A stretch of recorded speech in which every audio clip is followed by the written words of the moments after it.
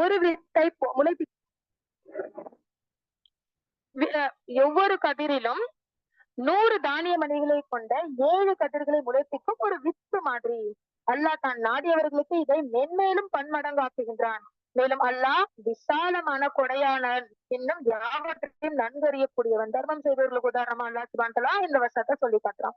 இன்னும் அல்லாஹ் சொல்லி காமிக்கிறான், எவர்கள் தன்னுடைய செல்வங்களை அல்லாவின் பாதையில் செலவு செய்து பிறகு அவர்கள் செலவு செய்ததை சொல்லி காண்பிக்காமலும் தர்மம் பெற்றுக் கொண்டவரை ஏதேனும் நோவினை செய்யாதாலும் தொடரும்படி செய்யவில்லையோ அவர்களுக்கு அதற்குரிய கூலி அவருடைய இறைவனத்தில் உண்டு.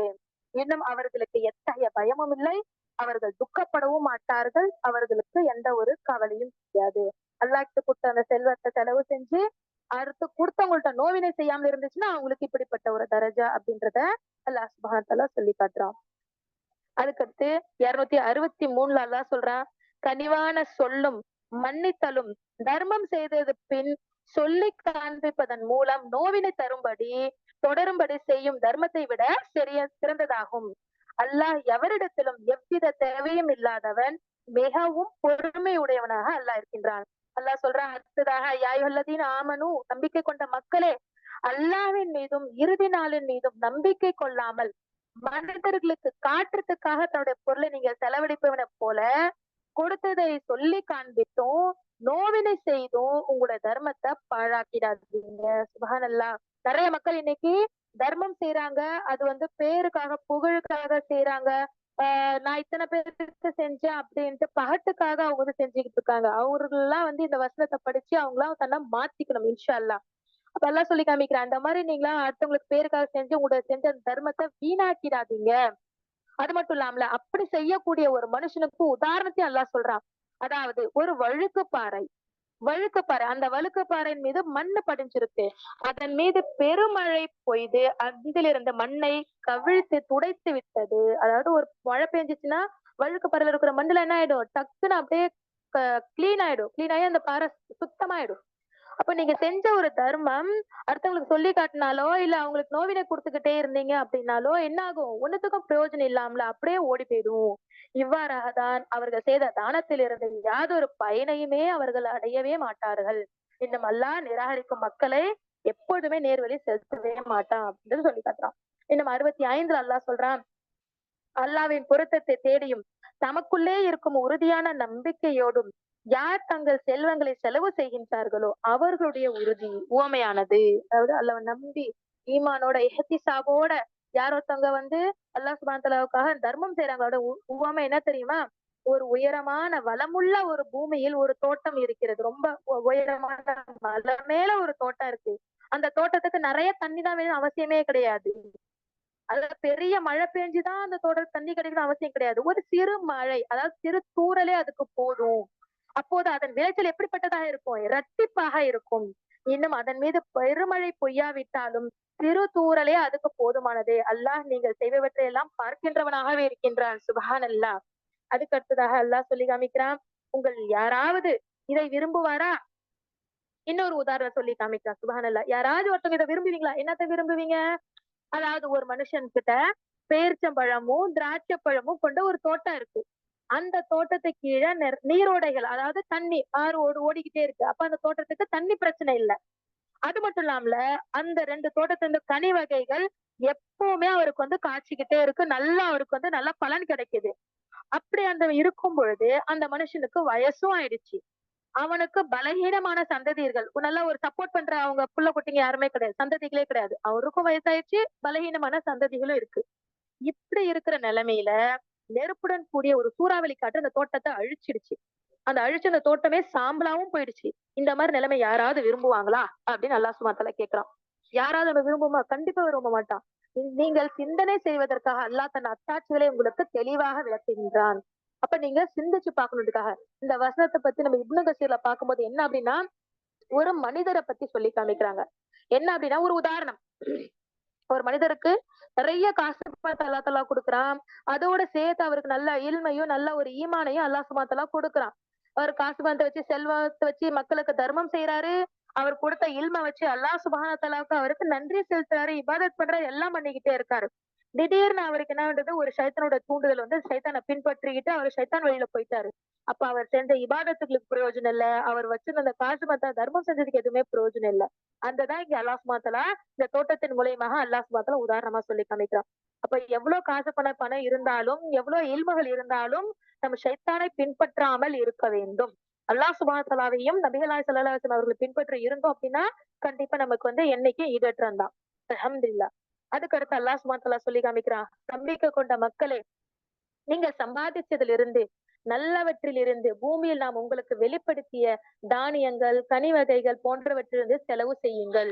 அன்றியும் அதிலிருந்து கெட்டதை, அதாவது தான தர்மங்களை செலவழிக்காதீர்கள். உங்களுக்கு நான் என்ன குடுத்தேன், அத மட்டும் நல்லதா போய் செலவு செய்யுங்க. தான தர்மங்கள் செய்யுங்க. நல்லத நீங்க வச்சுக்கிட்டு, கெட்டத போய் அடுத்தவங்களுக்கு குடுக்காதீங்க. ஏன் அப்படின்னா, அந்த மாரி ஒரு கெட்ட பொருள் யாராவது உங்ககிட்ட குடுத்தாங்க அப்படின்னா, நீங்க என்ன பண்ணுவீங்க? வெறுப்போட, கண்ண மூடிக்கிட்டு, சலிச்சுக்கிட்டு தான் வாங்கிப்பீங்க இல்லையா? அத நீங்க வாங்குறதுக்கு உங்களுக்கு மனமே இருக்காது. அதான் அல்லாஹ் சொல்லி காமிக்கிறான். அப்ப நீங்க எப்படி அடுத்தவங்களுக்கு மட்டும் கெட்டு போனதோ, இல்ல பழசுபட்டோ, இல்ல ரொம்ப நாள் உபயோகிச்சதோ நீங்க எதுக்கு குடுக்குறீங்க? நல்லதே குடுங்க. எல்லாமே அல்லாஹ் கிட்ட இருந்து வந்தது.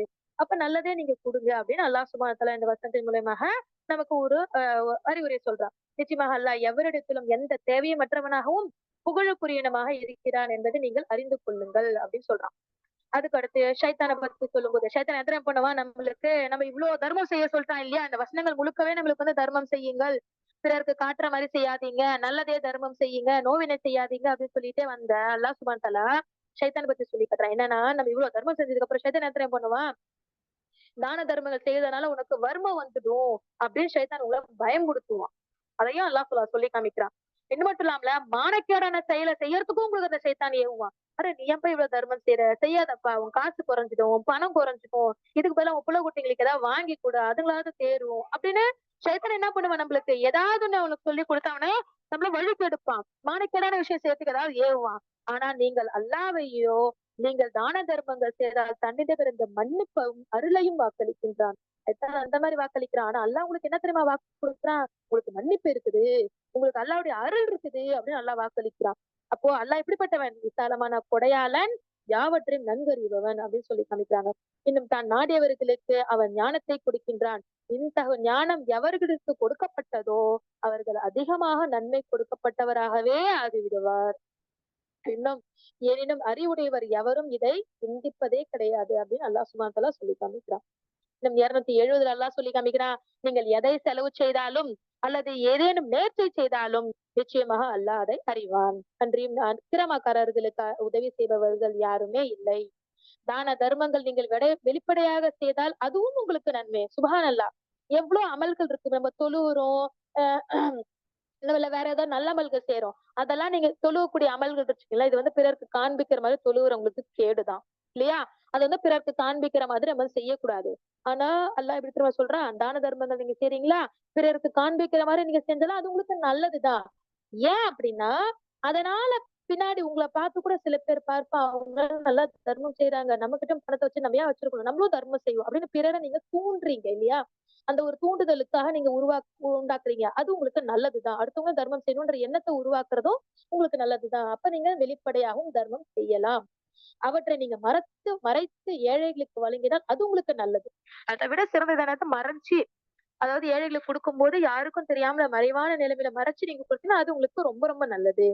இன்னும் தான தர்மங்கள் அவன் உங்கள் தான தர்மங்களால் உங்களுடைய தீமைகளை அல்லாஹ் சுப்ஹானஹு வ தஆலா அழித்து விடுவான். நீங்கள் செய்பவற்றை எல்லாம் அல்லாஹ் நன்கு அறிந்தவனாகவே இருக்கிறான் அப்படின்னு சொல்லி காமிக்கிறாங்க.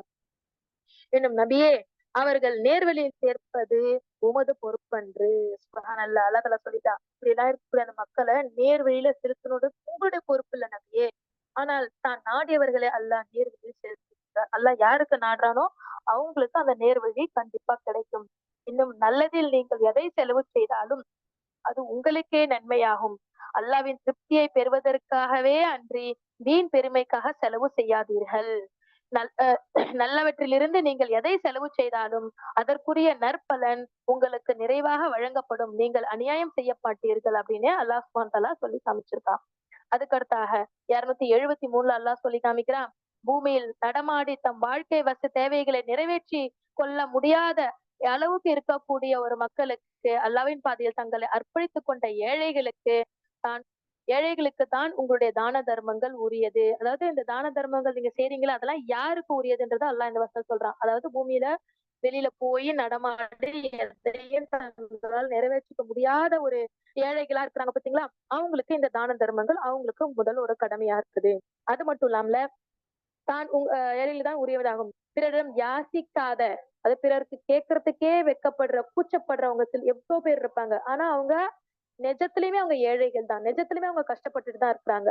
அவர்களுடைய பேணுதலைக் கண்டு அறியாதவன் அவர்களை செல்வந்தன் என்றிக் கொள்வான். அப்ப அவங்க யார்ட்டயும் கேட்க மாட்டாங்க. பாக்குறவங்களுக்கு எப்படி இருப்பாங்க?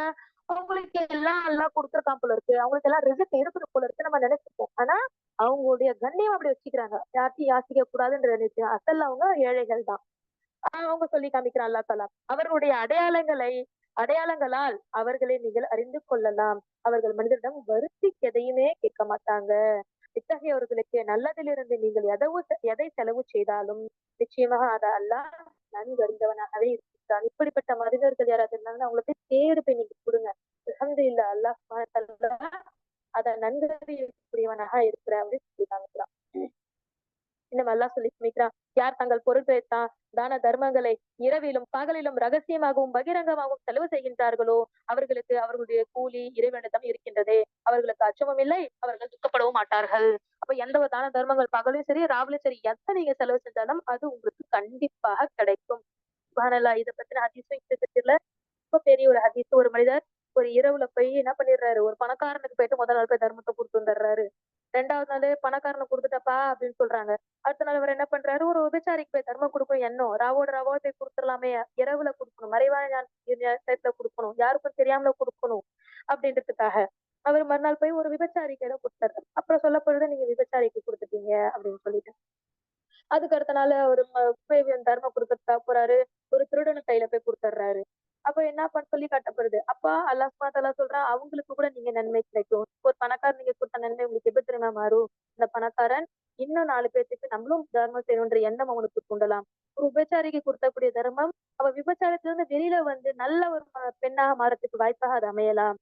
ஒரு திருடனுக்கு கொடுக்கக்கூடிய தர்மம் அவன் திருட்டுல இருந்து வெளியில வந்து நல்ல ஒரு மனிதனாக மாறத்துக்கு வாய்ப்பாக இருக்கலாம் அப்படின்னு சொல்லியே இந்த இப்னு கத்தீர்ல விளக்கம் கொடுக்குறாங்க. சுப்ஹானல்லாஹ். அதுதான் அல்லாஹ் சுப்ஹானஹு வ தஆலா இந்த வசனத்திலையும் நமக்கு சொல்லி காட்டுறான். இரவுல செய்தாலும் சரி, பகல்ல செய்தாலும் சரி, பகிரங்கமாக செய்தாலும் சரி, வெளிப்படையாக செய்தாலும் சரி, அது அல்லாஹ் சுப்ஹானஹு வ தஆலா கிட்ட உங்களுக்கு கூலி இருக்கிறது. அப்படிப்பட்டவர்கள் துக்கப்படவும் மாட்டார்கள், கவலைப்படவும் மாட்டார்கள். இன்னும் 275 அல்லாஹ் சொல்லி காமிக்கிறான். எவர்கள் வட்டியை உண்கின்றார்களோ சுப்ஹானல்லாஹ். அடுத்து அல்லாஹ் சுப்ஹானஹு வ தஆலா தர்மத்தை சொல்லிட்டே வந்துட்டு வட்டி பத்தி சொல்றான். வட்டி உண்கிறார்களோ அவங்க மறுமையில எப்படி தெரியுமா எழுப்பப்படுவாங்க? ஷைத்தான் தீண்டியது போல், அதாவது பைத்தியம் பிடித்தவன் போல் அல்லாமல் வேறு விதமாக மறுமை நாளில் அவன் எழமாட்டான். இதுக்கு காரணம் என்ன தெரியுமா? அவன் வட்டி வித்துக்கிட்டு இருக்கும்போது வட்டி அவன் வியாபாரம், இதுவும் வியாபாரம் மாதிரி தான். நீங்க எப்படி 10 ரூபாய்க்கு வாங்கி 12 ரூபாய்க்கு விக்கிறீங்கல்ல, அந்த மாதிரி இதுவும் ஒரு வியாபாரம் தான். வட்டி எங்களுக்கு வியாபாரம் தான் சொன்னது ஒரு காரணத்துக்காகவே அல்லாஹ் சுப்ஹானஹு வ தஆலா அவனை என்ன பண்றான்? ஷைத்தான் தீண்டப்பட்ட ஒரு பைத்தியக்காரனாக மறுமையில எழுப்புறான். அஸ்தக்ஃபிருல்லாஹ். அப்படிப்பட்ட அது மட்டும் இல்லாமல அல்லாஹ் சுப்ஹானஹு வ தஆலா என்ன சொல்லி காமிக்கிறான்? இந்த வியாபாரத்தை ஹலாலாக்கி வச்சிருக்கான். ஆனா வட்டிய ஹராமாக்கி வச்சிருக்கான். ஆயினும் யார் ஒருத்தவங்க தன் இறைவனிடம் இருந்த அறிவுரை வந்ததுக்கு அப்புறமும் அதை விட்டு விலகிட்டாங்களோ அவங்க செஞ்சது எல்லாமே அவங்களுக்கு முன்னாடி என்ன செஞ்சாங்களோ அதை அல்லாஹ் பார்த்துப்பான். அது அல்லாஹ் பைசல் பண்ணிப்பான். ஆனா அல்லாஹ்வுடைய அறிவுரைகள் எல்லாம் வந்ததுக்கு அப்புறமும் அவங்க அதை விட்டு விலகாமல் இருந்தாங்களோ, அந்த பாவத்திலேயே உழண்டுகிட்டு இருக்கிறாங்களோ, அவங்களுக்கு அல்லாஹ் தஆலா என்ன பண்றான்? அவங்களுக்கு நரகவாசிகள் அறிவிச்சிடுறான். அவங்க நரகத்திலேயே எப்போதும் இருப்பார்கள். இன்னும் அல்லாஹ் சொல்றான், அல்லாஹ் வட்டியை அழித்து விடுவான். இன்னும் தான தர்மங்களை பெருகச் செய்வான். நிராகரித்துக் கொண்டிருக்கும் எந்த பாவிகளையும் அல்லாஹ் சுப்ஹானஹு வ தஆலா நேசிப்பதே இல்லை அப்படின்னு சொல்லி காமிக்கிறான். இன்னும் யாரு ஒருத்தவங்க நன்மைக்கை கொண்டு நல்ல செயல்கள் செய்து தொழுகையும் கடைபிடிச்சு ஜகாத்தும் கொடுத்து வராங்களோ, நிச்சயமாக அப்படிப்பட்ட மக்களுக்கு அல்லாஹ் சுப்ஹானஹு வ தஆலா கிட்ட ஒரு நல்ல கூலி இருக்கிறது. அவர்கள் அச்சப்படவும் மாட்டார்கள், துக்கப்படவும் மாட்டார்கள். சுப்ஹானல்லாஹ். அல்லாஹ் சொல்லி காமிக்கிறான். யா அய்யுஹல்லதீன ஆமனூ, நம்பிக்கை கொண்ட மக்களே, நீங்கள் பயந்து கொள்ளுங்கள், அல்லாஹ்வை பயந்து கொள்ளுங்கள். மேலும் நீங்கள் நம்பிக்கையாளர்களாக இருந்தால் வட்டியில் மீதியுள்ளதை வாங்காமல் விட்டு விடுங்கள். சுப்ஹானல்லாஹ். இந்த வட்டியோட வசனங்கள் வந்ததுக்கு அப்புறம் அல்லாஹ் இப்படி சொல்லி காமிக்கிறான். எல்லாம் உணர்ந்துருவாங்க இல்லையா? அப்ப இதுக்கப்புறம் நீங்க வட்டியை வாங்காதீங்க. அசல் என்னவோ அசல மட்டும் வாங்கிக்கங்க. வட்டியை வாங்காதீர்கள் அப்படின்னு அல்லாஹ் சுப்ஹானஹு வ தஆலா சொல்லி காட்டுறான்.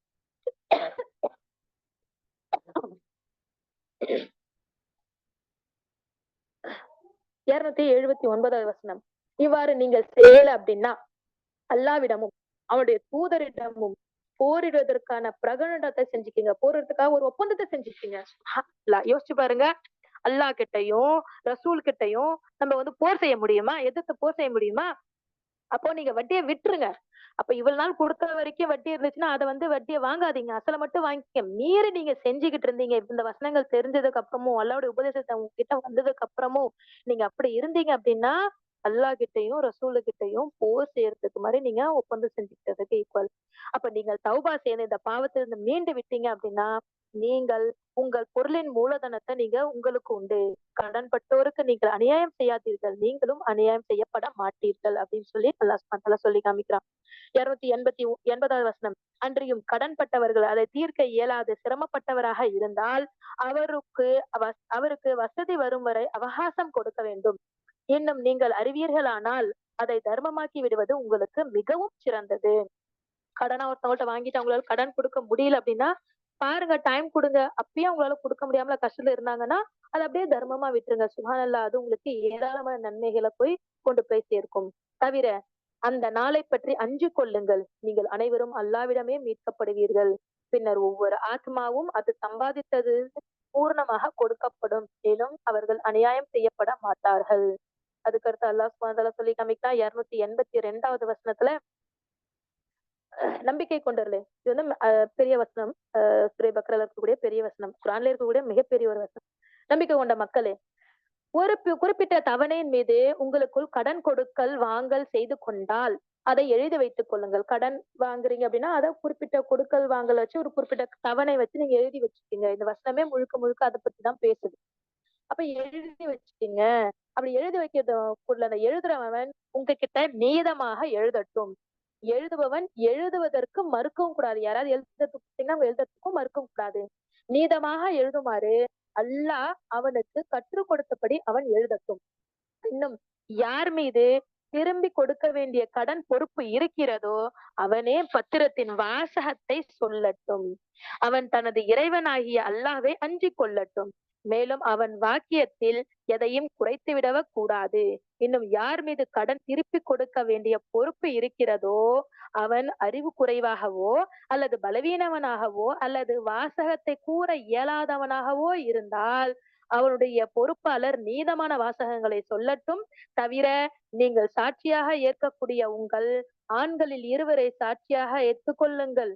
ஆண்கள் இருவர் கிடைக்காவிட்டால் சாட்சியங்களில் நீங்கள் பொருந்தக்கூடியவர்கள் இருந்து ஆடவர் ஒருவரையும் பெண்கள் இருவரையும் சாட்சியாக எடுத்துக்கொள்ளுங்கள். பெண்கள் இருவர் ஏன் அப்படின்னா அவர்களில் ஒருத்தி மறந்து விட்டால் இருவரில் மற்றவள் நினைவு ஊற்றுவதற்கு ஏதுவாக இருக்கும். அன்றியும் சாட்சியம் கூற சாட்சிகள் அழைக்கப்பட்டால் அவர்கள் மறுக்கலாகாது. தவிர கொடுக்கல் வாங்கல் சிறிதோ பெரிதோ அதை அதன் கால வரையுடன் எழுதுவதில் அலட்சியமாக இருக்காதீர்கள். இதுவே அல்லாவிடம் மிகவும் நீதமானதாகும்.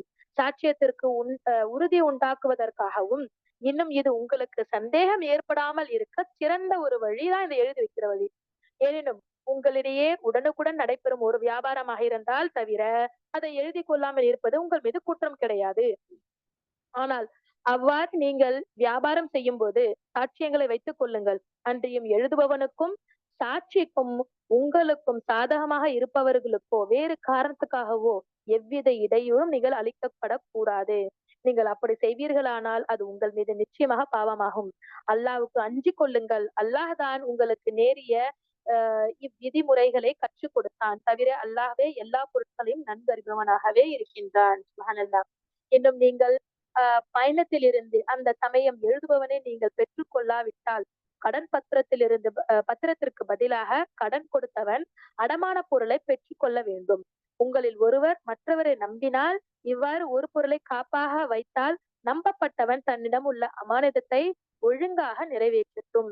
அவன் தன் இறைவனாகிய அல்லாஹ்வை அஞ்சிக் கொள்ளட்டும். அன்றியும் நீங்கள் சாட்சியத்தை மறைக்க வேண்டாம். எவன் ஒருவன் அதை மறைக்கின்றானோ நிச்சயமாக அவனுடைய இதயம் பாவத்திற்கே உள்ளாகிறது. இன்னும் நீங்கள் செய்பவற்றை எல்லாம் அல்லாஹ் சுப்ஹானஹு வ தஆலா நன்கு அறிபவனாகவே இருக்கிறார் அப்படின்னு சொல்லி அல்லாஹ் இந்த வசனத்து மூலியமாக சொல்லி காட்டுறான். சுப்ஹானல்லாஹ். அதுக்கு அடுத்தபடியாக 284 சூரா பக்ராவுடைய இறுதி கட்டத்துல நம்ம வந்து நின்றுட்டு இருக்கோம். லில்லாஹி மா ஃபிஸ் ஸமாவாதி வ மா ஃபில் அர்த். அல்லாஹ் சுப்ஹானஹு வ தஆலா சொல்லி காமிக்கிறான். வானங்களிலும் பூமியிலும் உள்ளவை அனைத்தும் அல்லாஹ்வுக்கே உரியது. இன்னும் உங்கள் உள்ளங்களில் இருப்பதையும் நீங்கள் வெளிப்படுத்தினாலும் அல்லது அதை நீங்கள் மறைத்தாலும் அல்லாஹ் அதைப் பற்றி உங்களை விசாரிப்பான். இன்னும் தான் நாடியவரை மன்னிப்பான், தான் நாடியவரை வேதனையும் செய்வான்.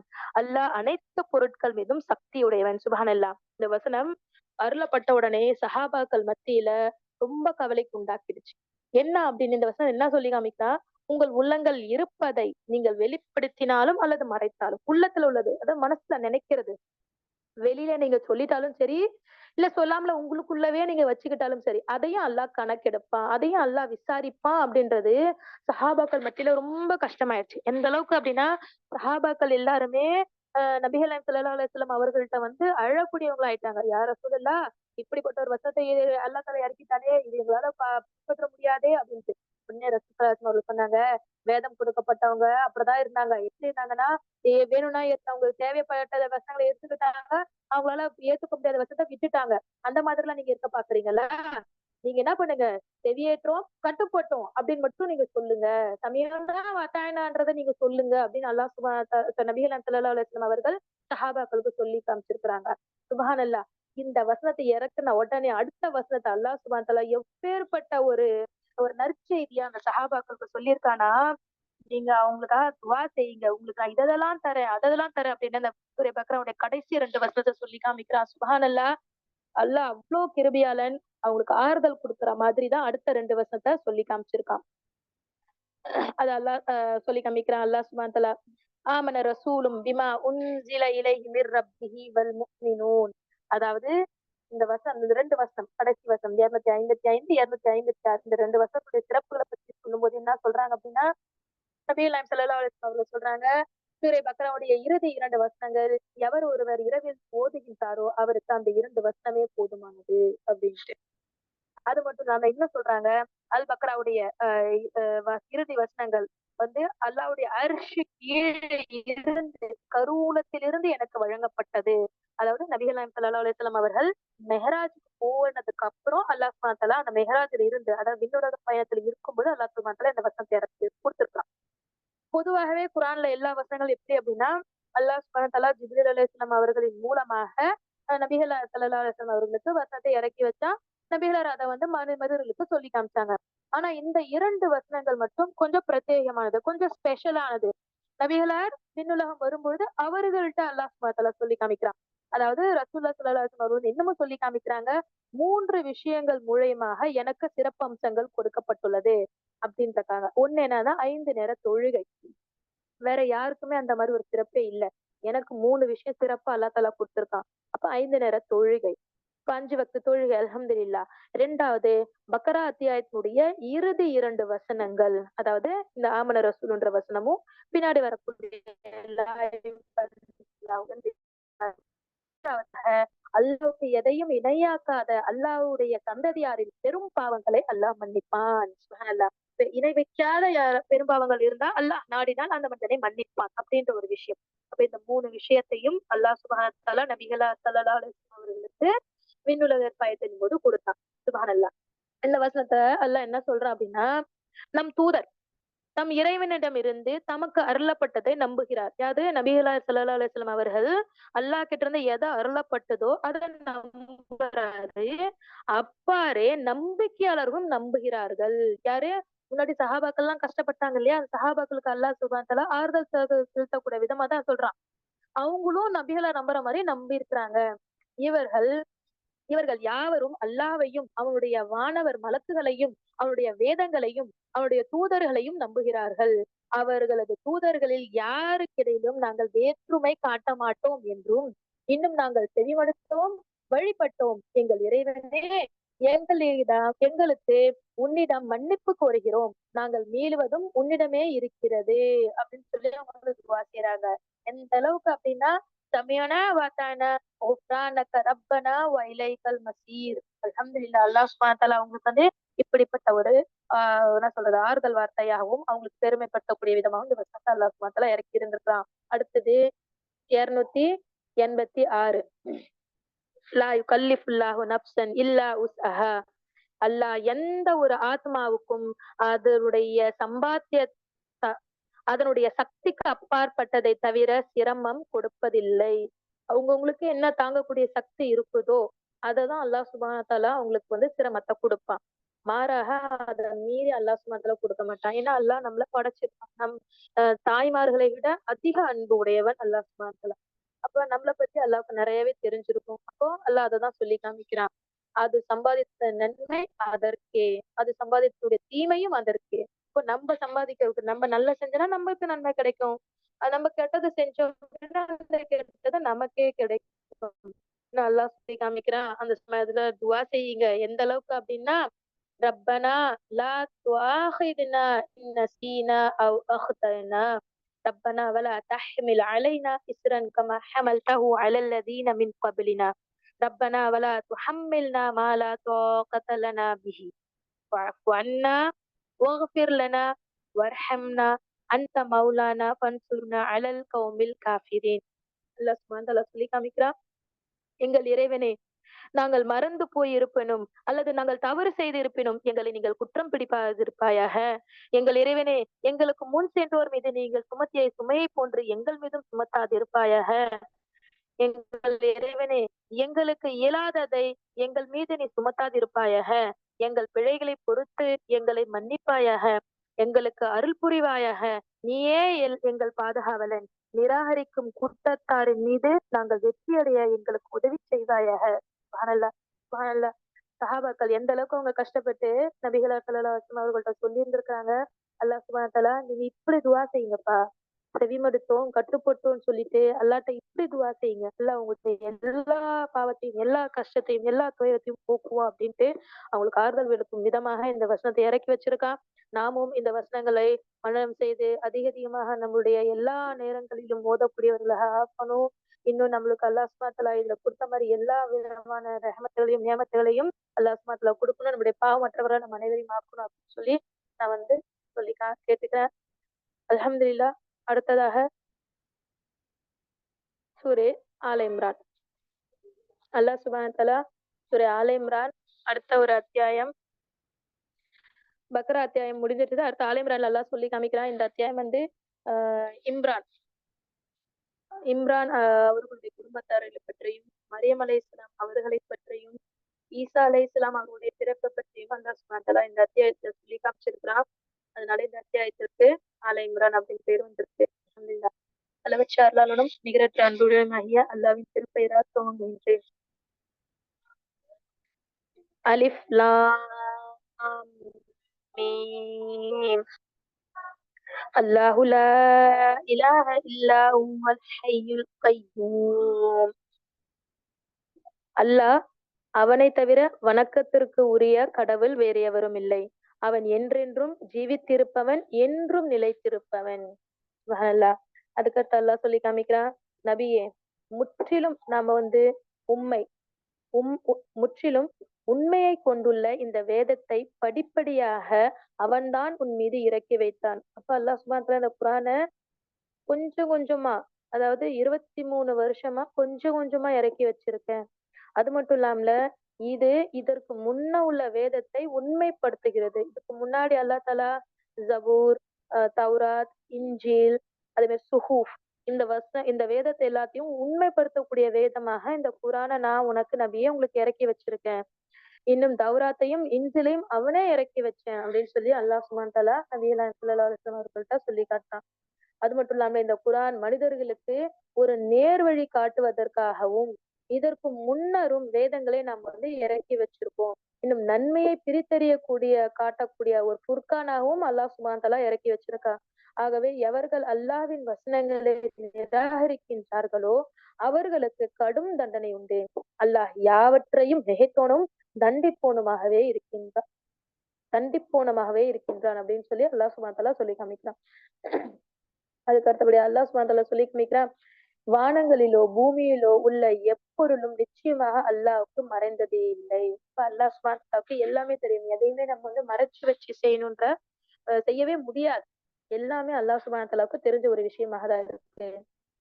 அவன் தான் கர்ப்ப கோளறுகளில் தான் நாடியபடி உங்களை வடிவமைக்கின்றான். அவனை தவிர வணக்கத்திற்கு உரியவன் வேறில்லை. அவன் யாவற்றையும் மிகைப்பவனாகவும் விவேகம் மிக்கவனமாகவே இருக்கின்றான். சுப்ஹானல்லாஹ். இன்னும் அல்லாஹ் சுப்ஹானஹு வ தஆலா எப்படிப்பட்டவன் அப்படின்னா, அவன் தான் இந்த வேதத்தை உன்மீது இறக்கி வைத்தான். இதில் விளக்கமான வசனங்களும் இருக்கின்றன. இவைதான் இவ்வேதத்தின் அடிப்படையாகும். மற்றவை பல பொருட்களை கொண்டவையாகும். ஆகவே எவர்களுடைய உள்ளங்களில் தருக்குதல் இருக்கின்றதோ அவர்கள் குழப்பத்தை ஏற்படுத்தக்கூடியதாகவும் அதில் தன் விரும்பும் விளக்கத்தை தேடுவதற்காகவும் அதிலிருந்து பல பொருட்கள் கொண்டவையே பின்பற்றுகின்றார்கள். அல்லாஹ் சுப்ஹானஹு வ தஆலா சொல்லி காமிச்சிட்டா இது வந்து விளக்கம் அளிக்கக்கூடிய வசனங்கள் நிறைய வசனங்கள் அல்லாஹ் சுப்ஹானஹு வ தஆலா இருக்கு. இருந்தாலும் சில இது வந்து 2 அர்த்தங்கள் உள்ளது முத்தஷாபிஹாத்தான வசனங்கள்லாம் இருக்கு.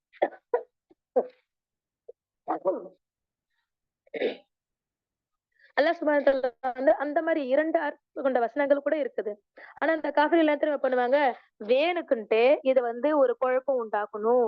இதுல வந்து ஒரு ஒரு கிளர்ச்சி உண்டாக்கணும் அப்படின்றதுக்காக, பகட்டுக்காக, பெருமைக்காக என்ன பண்ணுவாங்க, இந்த வசனங்கள பின்பற்றுவாங்க. அதுல இருந்து பல பொருட்கள தேடி அதையே பின்பற்றிட்டு போவாங்க. ஆனா கேடுதான். அல்லாஹ்வை தவிர வேறு எவரும் அதனுடைய விளக்கத்தை அறிய மாட்டார்கள். ஆனா அவங்க நினைக்கிறாங்க, அதுதான் விளக்கம் அப்படின்ட்டு. ஆனா அல்லாஹ் சுப்ஹானஹு வ தஆலாவுக்கு அதனுடைய விளக்கமே உண்மையான விளக்கம் என்னன்றது தெரியும் அப்படின்னு சொல்லி அல்லாஹ் சொல்றான். இன்னும் கல்வியில் உறுதிப்பாடு உடையவர்களோ அதன் கருத்து தங்களுக்கு பூர்ணமாக விளங்காவிடினும் அவர்கள் இதையும் நாங்கள் நம்பிக்கை கொள்கின்றோம். இவ்விரு வகை வசனங்களை ஒவ்வொன்றும் எங்கள் இறைவனிடமிருந்து வந்தவைதான் என்று அவர்கள் கூறுவார்கள். சுப்ஹானல்லாஹ். ஆனா கல்விமான்கள், அறிஞர்கள் என்ன பண்ணுவாங்க அப்படின்னா, அது எங்களுக்கு புரியாட்டினாலும் பரவால்ல. நல்ல அர்த்தமுள்ள வசனங்களாக இருந்தாலும் பரவால்ல. இரண்டுமே எங்களுடைய இறைவனிடமிருந்து வந்த ஒரு வசனம். அந்த வசனங்களுக்குரிய விளக்கத்த அல்லாஹ் சுப்ஹானஹு வ தஆலாவே அறிவான் அப்படின்னு சொல்லிட்டு அவங்க என்ன பண்ணுவாங்க, அல்லாஹ்வுடைய வசனங்கள் மீது உறுதியாக நம்பிக்கை வைப்பார்கள். அறிவுடையவரை தவிர மற்றவர்களை எப்பயுமே அவர்கள் இந்த உபதேசத்தை பெறவே மாட்டாங்க. அறிவாளிகள் மட்டும்தான் அதை பத்தி யோசிப்பாங்க. ஒரு விஷயத்த படைக்கிறாங்களா, ஒரு விஷயத்த பாக்குறாங்களா, இதெல்லாம் எதுக்காக அல்லாஹ் படைச்சு வச்சா அப்படின்னு அவங்க யோசிக்க மாட்டாங்க. ஒரு அற்பமான ஒரு கொசு, ஒரு ஈ, ஒரு எறும்பு, சின்ன ஒரு பிராணி, ஒரு செல் உயிரி, அமீபா இதெல்லாம் கூட இருந்தாலும் இதெல்லாம் வந்து அறிவாளிகள் கல்விமான்கள்லாம் வந்து இத பத்தி என்ன அல்லாஹ்வுடைய வசனத்த பத்தியும் படைப்பினை பத்தி அவங்க என்னைக்குமே தவறாகவோ இதெல்லாம் இதுக்கு அல்லாஹ் படைச்சா அப்படின்னு நினைக்கவே மாட்டாங்க. அல்லாஹ் ஏதோ ஒரு காரணத்துக்காக படைச்சிருக்கான். இதுக்குரிய விளக்கம் அல்லாஹ்வுக்கு தெரியும். இத நான் அப்படியே பின்பற்றுறேன் அப்படின்னு அவங்க எப்பவுமே உறுதியோட இருப்பாங்க, நம்பிக்கையோட இருப்பாங்க. அப்படின்றத அவங்க சொல்லி காமிக்கிறாங்க. இவங்கதான் அல்லாஹ் தஆலா சொல்றான் இந்த உபதேசம் பயனளிக்கும். மத்த யாருக்கும் இந்த உபதேசம் அவங்க பெற மாட்டாங்க. அது பயனும் அளிக்காது அப்படின்றாங்க. இன்னும் அந்த கல்விமான்கள் செய்யக்கூடிய துவா எப்படிப்பட்டதாக இருக்கும் அப்படின்னா, ரப்பனா லா துஸிக் குலூபனா பஅத இத் ஹதைத்தனா வஹப் லனா மினல் லதுன்க ரஹ்ம இன்னக அன்தல் வஹ்ஹாப். அவங்க துவா செய்வாங்க, எங்களுடைய இறைவா நீ எங்களுக்கு நேர்வழி காட்டிய பின் எங்கள் இதயங்களை அதிலிருந்து சறுக்கி விடுமாறு செய்து விடாதே. இன்னும் நீ உன் புறத்தில் இருந்து எங்களுக்கு அருளை செய்வாயாக. நிச்சயமாக நீயே பெரும் கொடையாளியாக இருக்கின்றாய் என்று அவர்கள் பிரார்த்தனையும் செய்வாங்க. சுப்ஹானல்லாஹ். அல்லாஹ்ட்ட அவங்க துவாவும் செய்வாங்க. இன்னும் அவங்களுடைய துவா இன்னும் துவா அல்லாஹ் சொல்லி காமிக்கிறான். ரப்பனா இன்னக ஜாமிஉன் நாசி லியௌமின் லா ரைப ஃபீஹ் இன்னல்லாஹ லா யுக்லிஃபுல் மிஆத். எங்கள் இறைவா நிச்சயமாக நீ மனிதர்களை ஒரு நாளுக்காக ஒன்று சேர்ப்பவனாகவே இருக்கின்றாய். அந்நாள் வருவதில் எவ்வித சந்தேகமும் இல்லை. நிச்சயமாக அல்லாஹ் வாக்குறுதி மீறமாட்டான் என்றும் அவங்க பிரார்த்தனை செய்வாங்க. கண்டிப்பா இப்படி அவங்க காஃபிரா இருக்கிற மக்கள் கண்டிப்பா அல்லாஹ் சுப்ஹானஹு வ தஆலா கிட்ட ஒரு நாள் அந்த கியாமத் நாள்ல ஒன்று சேர்க்கப்படுவாங்க. அன்னைக்கு அவங்களுடைய விசாரணை இருக்கும். அதுல வந்து அல்லாஹ் சுப்ஹானஹு வ தஆலா என்ன பண்ணுவான், இப்படிப்பட்ட காஃபிர்களுக்கு அவங்க கொடுத்த வாக்குறுதி அல்லாஹ் சுப்ஹானஹு வ தஆலா நரகன்றத கண்டிப்பா கொடுப்பான். மூமின்களுக்கு அல்லாஹ் தஆலா சொர்க்கம் இருக்கு அப்படின்றத ஒரு வாக்குறுதி மீறாதவன்.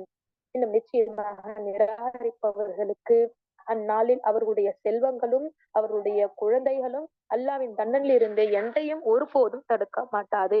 இன்னும் அவர்கள் தான் நரக எரிபொருட்கள் ஆவார்கள். இன்னும் இவருடைய நிலை எப்படிப்பட்டதாக இருக்கும், அந்த காஃபிரின் நிலை எப்படிப்பட்டதா இருக்கும் அப்படின்னா, பிறவுனின் கூட்டத்தார் இன்னும் அவர்களுக்கு முன்னால் இருந்தவர்களின் நிலை போன்று பிறவுன் மாதிரியும் பிறவுனுக்கு முன்னாடி எத்தனை பேர் இருந்தாங்க பார்த்தீங்களா, அவங்கள மாதிரி ஒரு நிலை மாதிரி இருக்கும். அவர்கள் தான் அல்லாஹ்வுடைய வசனங்களை பொய்யாக்கினார்கள். ஆகவே அவர்களை அவர்களுடைய பாவங்களின் காரணமாக கடும் தண்டனை அல்லாஹ் சுப்ஹானஹு வ தஆலா அவர்களை பிடித்துக் கொண்டான். அல்லாஹ் வேதனை செய்பவற்றில் மிகவும் கடுமையானவன். இன்னும் நபியே, நிராகரிப்பவர்கள்ட்ட நீங்க சொல்லிடுங்க, வெகு விரைவில் நீங்கள் வெற்றி கொள்ள நிராகரிப்போட நபியே சொல்லுங்க, வெகு விரைவில் நீங்கள் வெற்றி கொள்ளப்படுவீர்கள். அன்றியும் மறுமையில் நரகத்தில் சேர்க்கப்படுவீர்கள். இன்னும் தங்குமிடமாகவும் அதுவே மிகவும் கெட்டது. நிராகரிப்பவர் சொல்றீங்க, கண்டிப்பா நீங்க நரகம்தான், அதுதான் உங்க தங்கக்கூடிய வீடு. அதுல நீங்க என்றென்றும் தங்கி இருப்பீங்க அப்படின்றத சொல்லிடுங்க. இன்னும் 13வது வசனம் சொல்லி காமிக்கிறான். பத்ர் களத்தில் சந்தித்த இரு சேனைகளிலும் உங்களுக்கு ஒரு அத்தாட்சி நிச்சயமாக உள்ளது. ஒரு சேனை அல்லாஹ்வின் பாதையில் போரிட்டது. பிறிதொன்று நிராகரிக்கக்கூடியதாக இருந்தது. நிராகரிப்போர் தம்மை போல் முஸ்லிம்களான அவர்களை இருமடங்காக தாம் கண்களால் கண்டனர். இன்னும் அல்லாஹ் தான் நாடியவர்களுக்கு தம் உதவிகளை கொண்டு பலப்படுத்தினான். நிச்சயமாக அகப்பார்வை உடையவர்களுக்கு இதில் திட்டமாக ஒரு படிப்பினை இருக்கிறது. சுப்ஹானல்லாஹ். பத்ர் போர்ல அல்ஹம்துலில்லாஹ் எல்லாருக்கும் தெரிஞ்ச ஒரு விஷயம் தான். முஸ்லிம்கள் 300 சொச்சம் பேர் தான் இருந்தாங்க. ஆனா காஃபிர்கள் 1000 பேர்கிட்ட இருந்தாங்க. ஆனா அல்லாஹ் சுப்ஹானஹு வ தஆலா கிட்ட அந்த நேரத்துல நபிகளார் ஸல்லல்லாஹு அலைஹி வஸல்லம் வந்து துஆ கேட்டாங்க. இன்றைய தினம் இந்த முஸ்லிம்களை யா அல்லாஹ் நீங்க அழிச்சிட்ட அப்படின்னா, நாங்க மரணிச்சிட்டோம் அப்படின்னா, நாளைக்கு உன்னை வணங்கக்கூடியவங்க யாருமே இருக்க மாட்டாங்க. அப்படி நபிகளார் ஸல்லல்லாஹு அலைஹி வஸல்லம் துஆ செஞ்சிருக்காங்க. ரொம்ப மன்றாடி துஆ கேட்கிறேன். அல்லாஹ் சுப்ஹானஹு வ தஆலா அவங்களுக்கு அந்த வானவர்களையே உதவியாளர்களா இறக்கி வச்சான். போரிடுவதற்கு காஃபிர்களுக்கு எதிராக போரிடுவதற்கு வானவர்களை இறக்கி வச்சான். அப்ப அந்த காஃபியர்கள் முஸ்லிம்கள் கொஞ்சம் பேர் தான் இருந்தாங்க. ஆனா அவங்க கண்ணுக்கு எப்படி தெரியுமா தெரிஞ்சாங்களா? 2 மடங்கா ரெட்டிப்பா தெரிஞ்சாங்களா. அதுதாங்க அல்லாஹ் சுப்ஹானஹு வ தஆலா சொல்லி காமிச்சிருக்கான். சுப்ஹானல்லாஹ். அல்லாஹ் சுப்ஹானஹு வ தஆலா உதவி செய்யணும் நாடிட்டான் அப்படின்னா, அதுல வந்து என்னைக்கு வந்து குறை வச்சதே கிடையாது. அப்ப அகப்பார்வை உடையவர்களுக்கு இந்த ஒரு விஷயத்த என்ன பண்ணக்கூடியது? ஒரு படிப்பினை இருக்கு. இது பத்ர் போர்ல ஏராளமான படிப்பினைகளை அல்லாஹ் சுப்ஹானஹு வ தஆலா பொதிஞ்சு வச்சிருக்கான். இன்னும் பெண்கள், ஆண் மக்கள், பொன், வெள்ளிலிருந்து சேகரிக்கப்பட்ட பொன் குவியல்கள், அடையாளமிடப்பட்ட உயர்ந்த குதிரைகள், ஆடு, மாடு, ஒட்டகம் போன்ற கால்நடைகள், சாகுபடி நிலங்கள் ஆகிய மனதுக்கு ஆசையூட்டக்கூடியவற்றை நேசிப்பது மனிதர்களுக்கு அழகாக்கப்பட்டுள்ளது. சுப்ஹானல்லாஹ். மனுஷனுக்கு எது எதெல்லாம் அழகுன்ற அல்லாஹ் சொல்லி காட்டிட்டு வரான் பாருங்க. இவையெல்லாம் நிலையற்ற இந்த உலக வாழ்க்கையுடைய சுக பொருட்கள். நிரந்தரம் இல்லாத இந்த உலக வாழ்க்கை உங்களுக்கு கிடைக்கக்கூடிய ஒரு சுகம். ஆனா அல்லாஹ் சுப்ஹானஹு வ தஆலா கிட்ட எப்படிப்பட்ட ஒரு இடம் இருக்கு? அழகிய ஒரு தங்கும் இடம் இருக்கு. நபியே நீங்க சொல்லுங்க. அவற்றை விட சிறந்ததை உங்களுக்கு நாம் அறிவிக்கட்டுமா? இந்த உலக வாழ்க்கையில பொண்ணு, பொருளு, பிள்ளைங்க, கணவன், மனைவி, சொத்து, சுகம், நிலம்லாம் பத்தி நீங்க பார்த்துட்டு இருக்கீங்கல்ல, இதெல்லாம் விட சிறந்ததை உங்களுக்கு நான் அறிவிக்கட்டுமா? அப்படின்னு அல்லாஹ் தஆலா கேட்க சொல்றான். அதாவது இரையச்சம் உடையவர்களுக்கு அவர்களுக்கு சொர்க்கத்துல ஒரு சுவர்ணத்தையே அல்லாஹ் தஆலா ஏற்படுத்தி வச்சிருக்கான். முழு சொர்க்கம் அவங்களுக்கு இருக்குது. அந்த சொர்க்கத்துக்கு கீழ ஆறுகள் ஓடிக்கொண்டிருக்கும். அதில் அவர்கள் என்றென்றும் நிரந்தரமாக தங்கியிருப்பார்கள். அங்கு அவர்களுக்கு தூய துணைவிகளும் இருப்பார்கள். அல்லாஹ்வின் பொருத்தமும் உண்டு. அல்லாஹ் தன் அடியார்களை பார்க்கின்றான். இப்படித்தான் அல்லாஹ் தஆலா வந்து அடியார்களை வந்து பார்த்துட்டு இன்னும் அத்தகையோர் தன்னுடைய இறைவன்ட்ட அல்லாஹ் தஆலா துஆ செய்வாங்களா? என்ன அப்படின்னா, ரப்பனா இன்னனா ஆமன்னா ஃபக்ஃபிர் லனா ذுனூபனா வகீனா அதாபன்னார். அப்படிப்பட்ட அந்த சொர்க்கவாசிகள் அல்லாஹ்ட்ட கேட்கக்கூடிய துஆ, எங்கள் இறைவனே, நிச்சயமாக நாங்கள் உன் மீது நம்பிக்கை கொண்டோம். எங்களுக்காக எங்களுடைய பாவங்களை மன்னிப்பாயாக. நரக நெருப்பின் வேதனையிலிருந்து எங்களை காப்பாற்றுவாயாக அப்படின்னு சொல்லி அவர்கள் துஆ செய்வாங்க. இன்னும் அவர்கள் எப்படிப்பட்டவர்களா இருந்தாங்க தெரியுமா? உலகத்துல பொறுமையாளர்களாக இருந்தாங்க, உண்மையாளர்களாக இருந்தாங்க. இன்னும் அல்லாஹ்வுக்கு முற்றிலும் வழிபடக்கூடியவர்களாக இருந்தாங்க. இன்னும் அல்லாஹ்வின் பாதையில் தர்மம் செய்யக்கூடியவர்களாக இருந்தாங்க. இன்னும் இரவில் கடைசி நேரத்தில் அல்லாஹ்விடத்தில் தொழுது மன்றாடி மன்னிப்பு கேட்கக்கூடியவர்களாக இருந்தாங்க. இப்படிப்பட்டவர்களுக்கு தான் அல்லாஹ் சுப்ஹானஹு வ தஆலா சொர்க்கத்தை தரேன் அப்படின்னு சொல்லி காட்டியிருக்கிறான். அதுக்கு அடுத்து அல்லாஹ் சுப்ஹானஹு வ தஆலா சொல்றான், நிலைநிறுத்திய அல்லாஹ் நீதியை நிலைநிறுத்தியவனாக உள்ள நிலையில் அவனை தவிர வணக்கத்திற்குரியவன் வேறு யாரும் இல்லை என்று சாட்சி புரிகின்றான். மேலும் வானவர்கள், மலக்குகளும், அறிவுரையோரும் இவ்வாறே சாட்சி சொல்கின்றார்கள். அவனை தவிர வணக்கத்திற்குரியவன் வேறு யாரும் இல்லை. அவன் ஞானம் மிக்கவன், இன்னும் யாவற்றையும் மிகைத்தவனாகவும் இருக்கின்றான். சுப்ஹானல்லாஹ். அல்லாஹ் சுப்ஹானஹு வ தஆலா இப்படிப்பட்ட ஒரு பாக்கியத்தை நமக்கும் தரணும். சாபிரீன்களாக, அதாவது பொறுமையுடையவர்களாக, உண்மையாளர்களாக, அல்லாஹ்வை வழிபடவர்கள் கூடியவர்களாகவும், இரவு நேரத்தில் இபாதத் செய்யக்கூடியவர்களாகவும் அல்லாஹ் சுப்ஹானஹு வ தஆலா நம் அனைவரையும் ஆக்கி அருள் புரிவானாக. அல்ஹம்துலில்லாஹ். பின் வரக்கூடிய வசனங்களை அடுத்த சகோதரி உங்களுக்கு நல்லா விளக்குவாங்க இன்ஷா அல்லாஹ். சொல்வதை விட கேட்பதற்கு சொல்வதை விட கேட்டதை விட அமல்படுத்துவதற்கு அல்லாஹ் சுப்ஹானஹு வ தஆலா உங்களுக்கும் எனக்கும் தௌஃபீக் செய்வானாக. வாஹிர் தஅவானா அல்ஹம்துலில்லாஹி ரப்பில் ஆலமீன். அஸ்ஸலாமு அலைக்கும் வரஹ்மத்துல்லாஹி வபரகாத்துஹு. வலைக்கும் அஸ்ஸலாம் வரஹ்மத்துல்லாஹி வபரகாத்துஹு. நான் போட்டுமா என்று எடுத்துருங்க. சரி, நீங்க ஷேர் பண்ணுங்க, ஆட்டோமேட்டிக்கா அது வந்துரும்.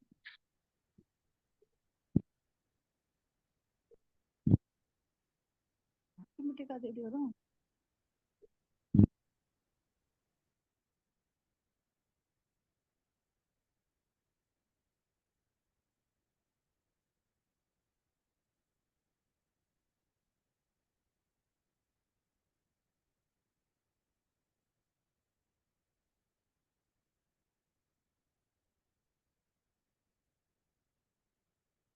வந்துச்சா? அல்ஹம்துலில்லாஹ், உங்களுக்கு நல்லா காட்டுது. ஓகே. அல்ஹம்துலில்லாஹ் வஸ்ஸலாத்து வஸ்ஸலாமு அலா ரசூலில்லாஹ் வ அலா ஆலிஹி வ ஸஹ்பிஹி அஜ்மஈன். அம்மா பஅத். பிஸ்மில்லாஹி ர் ரஜீம். பிஸ்மில்லாஹிர் ரஹ்மானிர் ரஹீம். إن الذين عند الله الإسلام وما اختلف الذين أوتوا الكتاب إلا من بعد ما جاءهم العلم بغيا بينهم ومن يكفر بآيات الله فإن الله سريع الحساب. رب اشرح لي صدري ويسر لي أمري واحلل عقدة من لساني يفقهوا قولي. அன்பார்ந்த சகோதரிகளே, அஸ்ஸலாமு அலைக்கும் ரஹ்மத்துல்லாஹி வ பரகாத்துஹு. ஆல இம்ரான் 3வது அத்தியாயம் 19வது வசனம். நிச்சயமாக இஸ்லாம் மட்டுமே அல்லாஹ்விடம் ஒப்புக்கொள்ளப்பட்ட வாழ்க்கை நெறியாகும். வேதம் அருளப்பட்டவர்கள் இந்த இஸ்லாமிய வாழ்க்கை நெறியிலிருந்து பிறந்து பல்வேறு வழிகளை மேற்கொண்டது அவர்களுக்கு சத்தியம் இன்னது என்று தெளிவுபடுத்தப்படாததால் இல்லை, மாறாக தம்மிடம் மெய்யான அறிவு வந்த பிறகுதான் அவர்கள் கருத்து வேறுபாடு கொண்டார்கள், தங்களுக்கிடையே அநீதி இழைப்பதற்காக.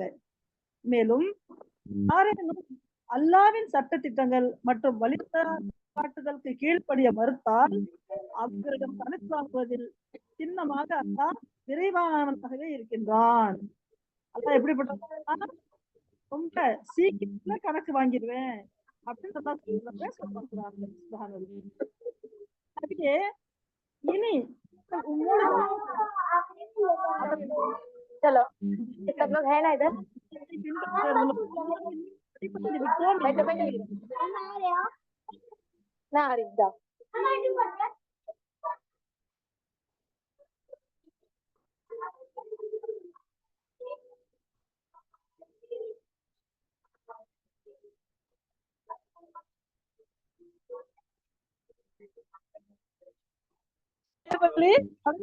விடுவார்கள். ஆனால் அவங்க மாட்டேன்னு புறக்கணிச்சிட்டாலோ இறைவனை அவர்களிடம் எடுத்து சொல்லுவது மட்டும்தான் உங்க மேல கடமை.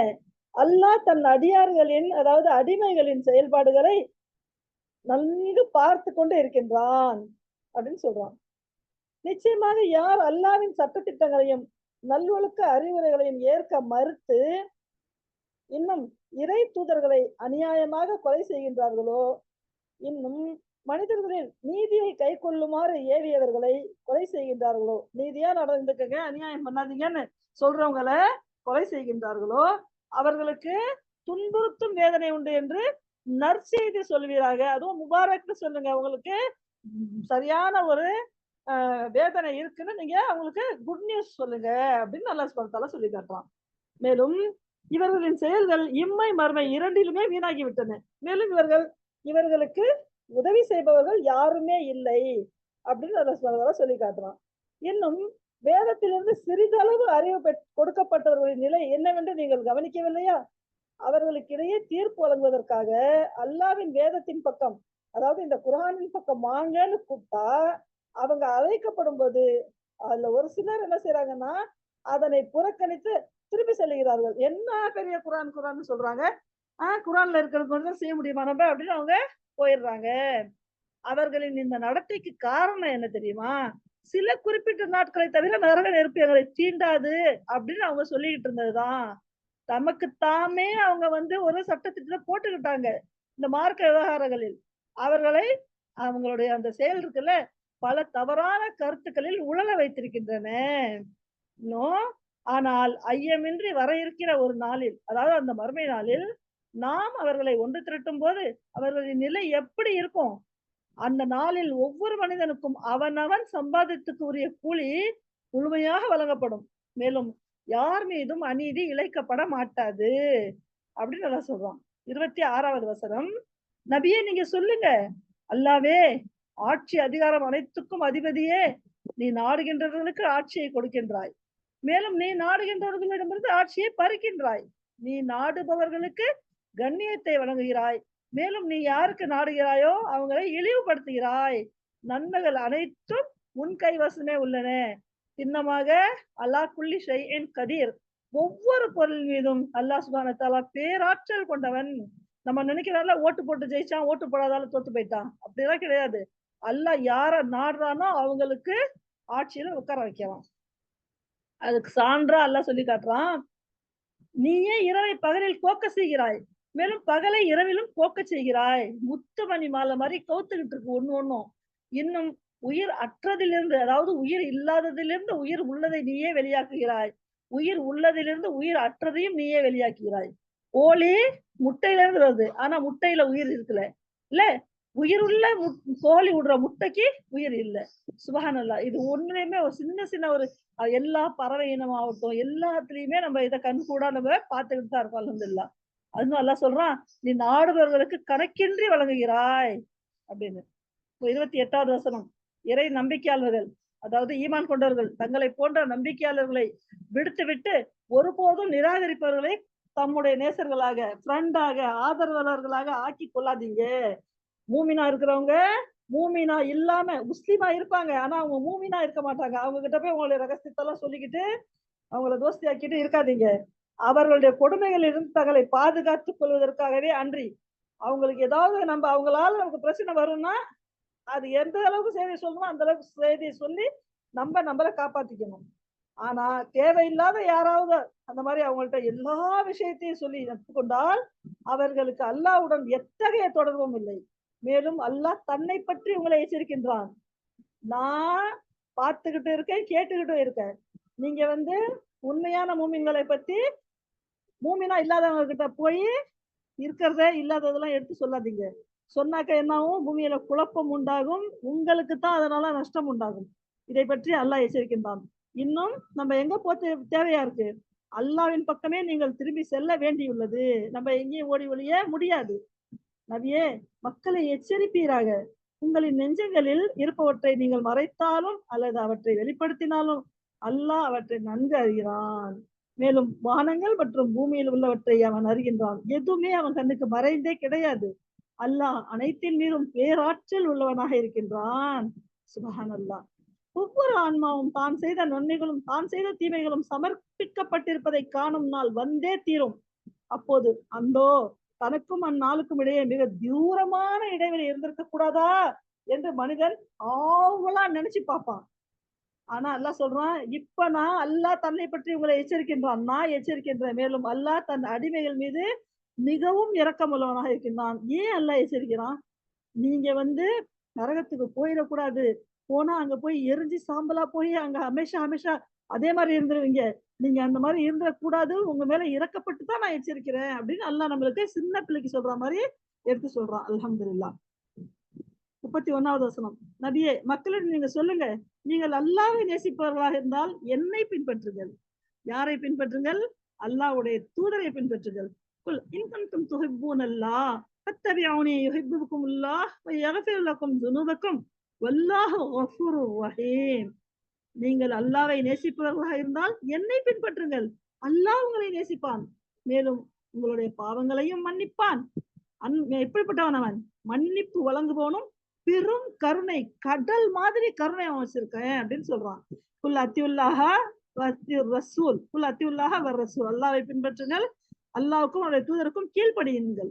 பிறகு அவர்கள் உங்களுடைய இந்த அழைப்பை புறக்கணிப்பார்களாயின், அவங்க கேட்டுட்டு கண்டுட்டு காணாம அவங்க பாட்டுக்கு விட்டுட்டு போயிட்டாங்கன்னா சின்னமாக அல்லாஹ் தனக்கும் தன் தூதருக்கும் கீழ்ப்படிய மறுப்பவர்களை நேசிக்கவே மாட்டான். நம்ம அல்லாஹ்வுக்கு கீழ்ப்படியலைன்னா அல்லாஹ் என்ன செய்வான்? ஒரு காலமும் நம்மள நேசிக்க மாட்டான். அல்லாஹ்வுடைய நேசம் இல்லைன்னா மனுஷன் எங்க போய் சேருவான்? அது மிக கெட்ட தங்குமிடம். சுப்ஹானல்லாஹ். 33வது வசனம். திண்ணமாக அல்லாஹ் அகிலத்தார்களை காட்டிலும் முன்னுரிமை வழங்கி தனது தூது பணிக்காக ஆதம் அலைஹிஸ்ஸலாம் அவர்களையும், நூஹ் அலைஹிஸ்ஸலாம் அவர்களையும், இப்ராஹிமின் வழித்தோன்றல்களையும், இம்ரானின் வழித்தோன்றல்களையும் தேர்ந்தெடுத்து கொண்டான்.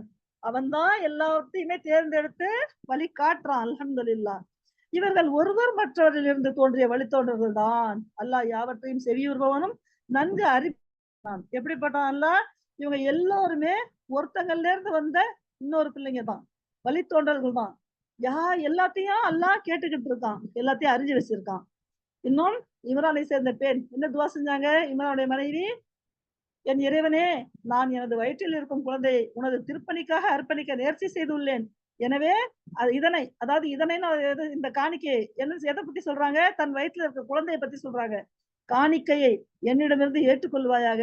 சின்னமாக நீ நன்கு செவியுறுபவனாகவும் அறிபவனாகவும் இருக்கின்றாய் என்று இறைஞ்சி அல்லாஹ்கிட்ட கெஞ்சி துவா செய்து கொண்டிருந்ததை அல்லாஹ் கேட்டுக்கிட்டே இருந்தேன் அப்படின்னு சொல்றான்.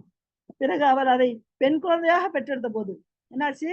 அவங்க பிறக்குது குழந்தை, பார்த்தா பொம்பளை பிள்ளையா இருக்கு. சொல்றாங்க, என்னுடைய இறைவா, நான் அதை பெண் பிள்ளையா பெத்துட்டேனே, ஆனாலும் அவள் எதை பெற்றெடுத்தாலோ அதை பற்றி அல்லாஹ் மிகவும் அறிந்தவன்.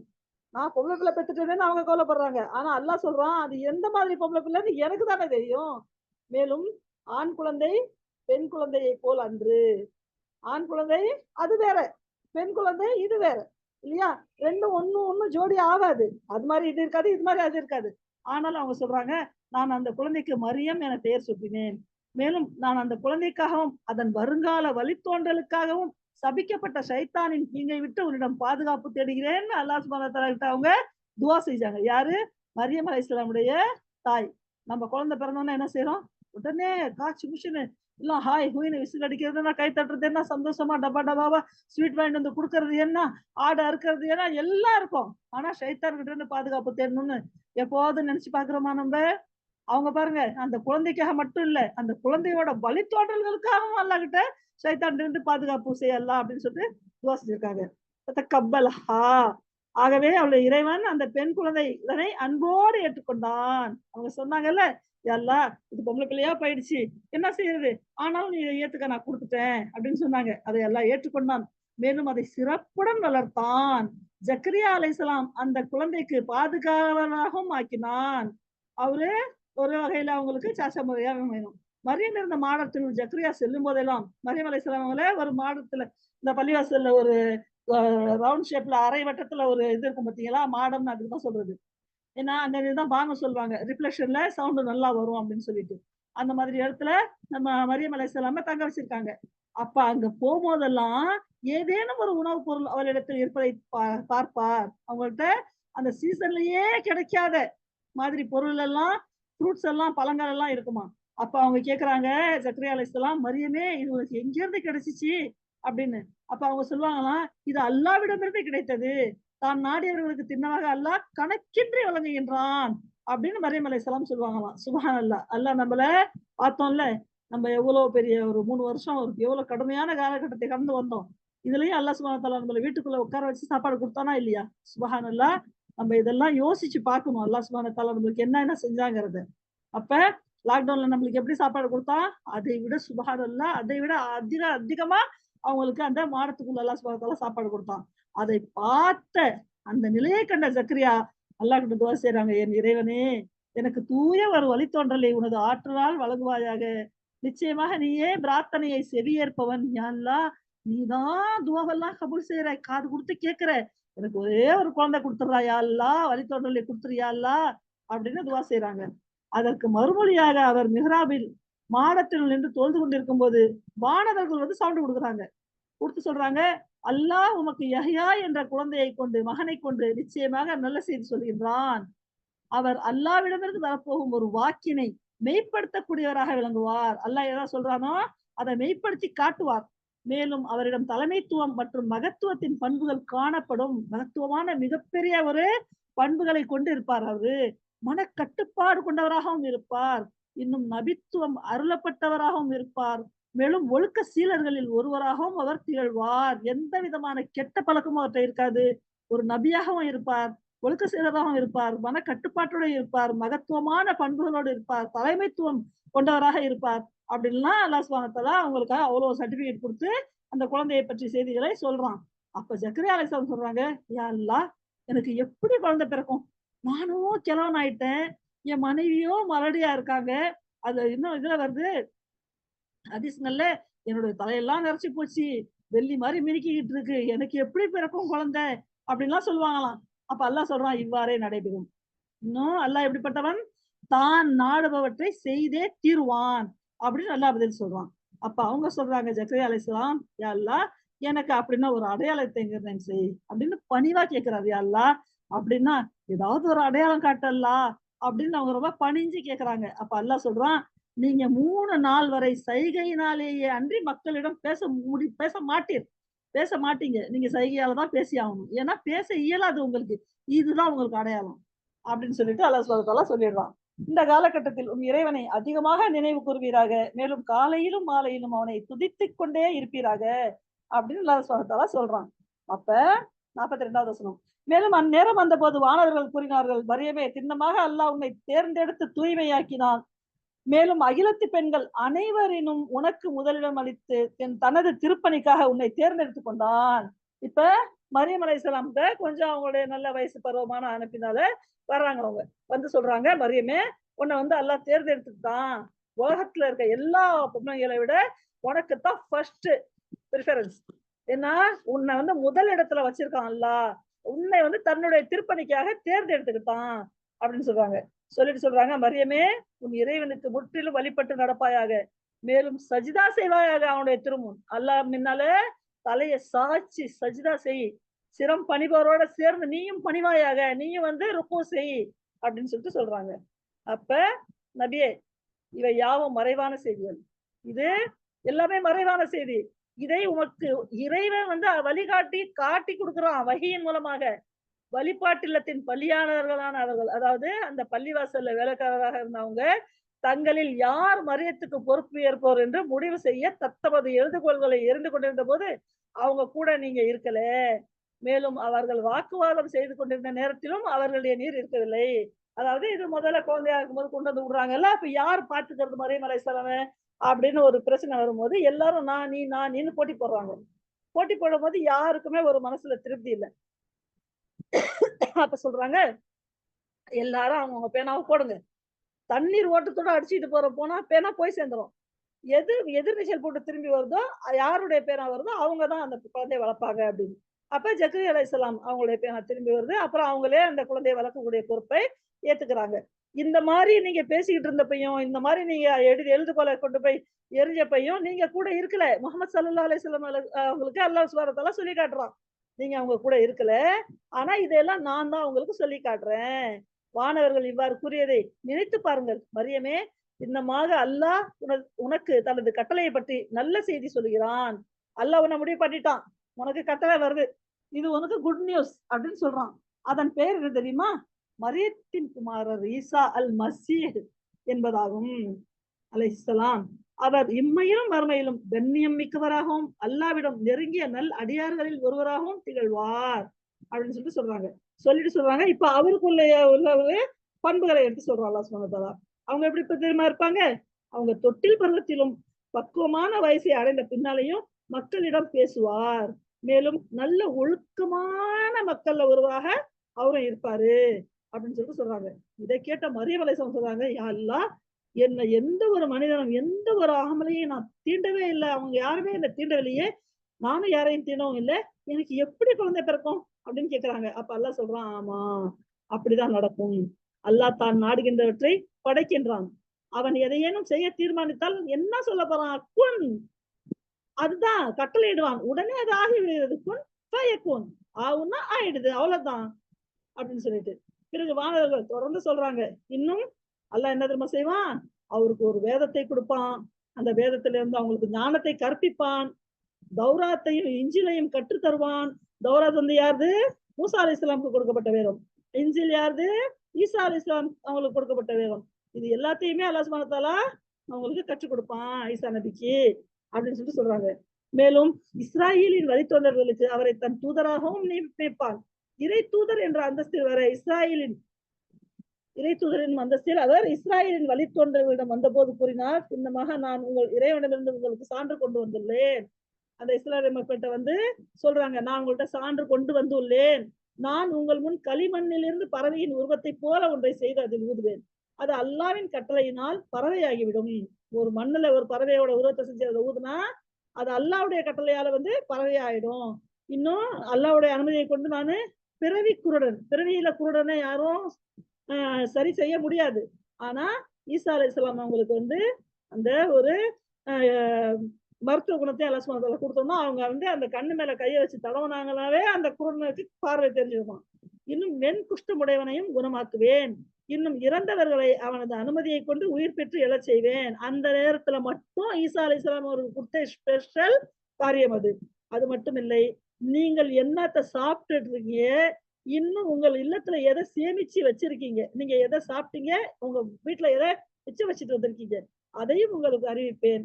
நீங்கள் இறை நம்பிக்கை உடையவர்களாக இருந்தால் இவ்வாறெல்லாம், அதாவது இந்த பொருள்களில் எல்லாம், இந்த நான் சொன்ன பேச்சுகள் எல்லாம் உங்களுக்கு போதிய சான்று உண்டு. நீங்க நம்பலன்னா நான் இவ்வளவு பேச்சு சொல்லியிருக்கேன்ல, இதெல்லாம் வச்சு நீங்க உங்களுக்கு சான்று இருக்கு. அதை நீங்க யோசிச்சு பார்த்து புரிஞ்சுக்கங்க அப்படின்னு சொல்றாங்க. மேலும் தற்பொழுது தௌராத்தின் அறிவுரைகளிலிருந்து எவை என் முன் உள்ளனவோ அவற்றை மெய்ப்படுத்திடவும், உங்களுக்கு தடுக்கப்பட்டிருக்கும் சிலவற்றை உங்களுக்கு அனுமதிக்கப்பட்டதாக ஆக்கி வைத்திடவும் தான் நான் வந்துள்ளேன். நான் உங்கள் இறைவனிடமிருந்து உங்களுக்கு சான்றினை கொண்டு வந்துள்ளேன். ஆகவே நீங்கள் அல்லாஹ்வுக்கு அஞ்சுங்கள், எனக்கு கீழ்ப்படியுங்கள். அல்லாஹ்வுக்கு அஞ்சுங்கள், எனக்கு கீழ்ப்படியுங்கள் அப்படின்னு சொல்றாங்க. இன்னும் சொல்றாங்க, உறுதியாக அல்லாஹ் தான் என்னுடைய அதிபதியும் உங்களுடைய அதிபதியும் ஆவான். எனவே நீங்கள் அவனுக்கே அடிபணிந்து வாழுங்கள். ஹாதா சிராத்து முஸ்தகீம், இதுதான் நேரான வழியாகும் அப்படின்னு ஈசா அலைஹிஸ்ஸலாம் சொல்றாங்க. இஸ்ராயலின் வழித்தொண்டர்கள் நிராகரிக்க முனைந்து விட்டதை ஈசா உணர்ந்து கொண்ட போது, இப்ப இருக்கும்போது ஈசா அலைஹிஸ்ஸலாம் பேசாயிடுறாங்க. இப்ப அவங்க வந்து குழந்தையில இருந்து வாலிப பருவம் வந்து வாலிபத்திலையும் மக்கள்கிட்ட பேசி இப்ப அவங்க உள்ள மக்கள் அவங்களை நிராகரிக்க முனைந்து விட்டதை ஈசா உணர்ந்து கொண்டார். இவங்க நம்ம பேச்சு கேட்கிறாங்க, ஆனா புரிஞ்சு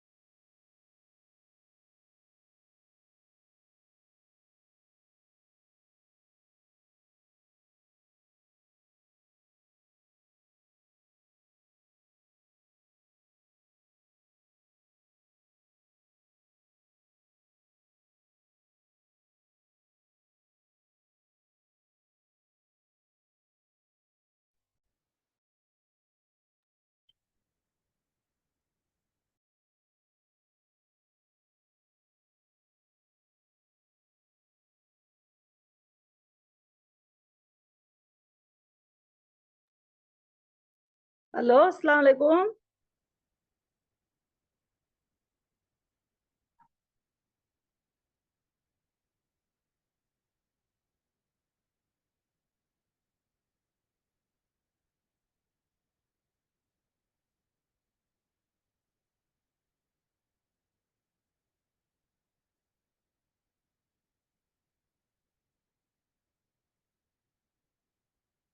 அஸ்ஸலாமு அலைக்கும்.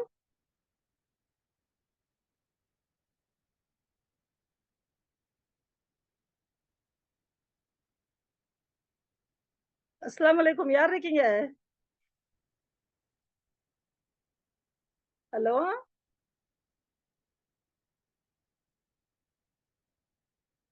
யாஸ்மின்.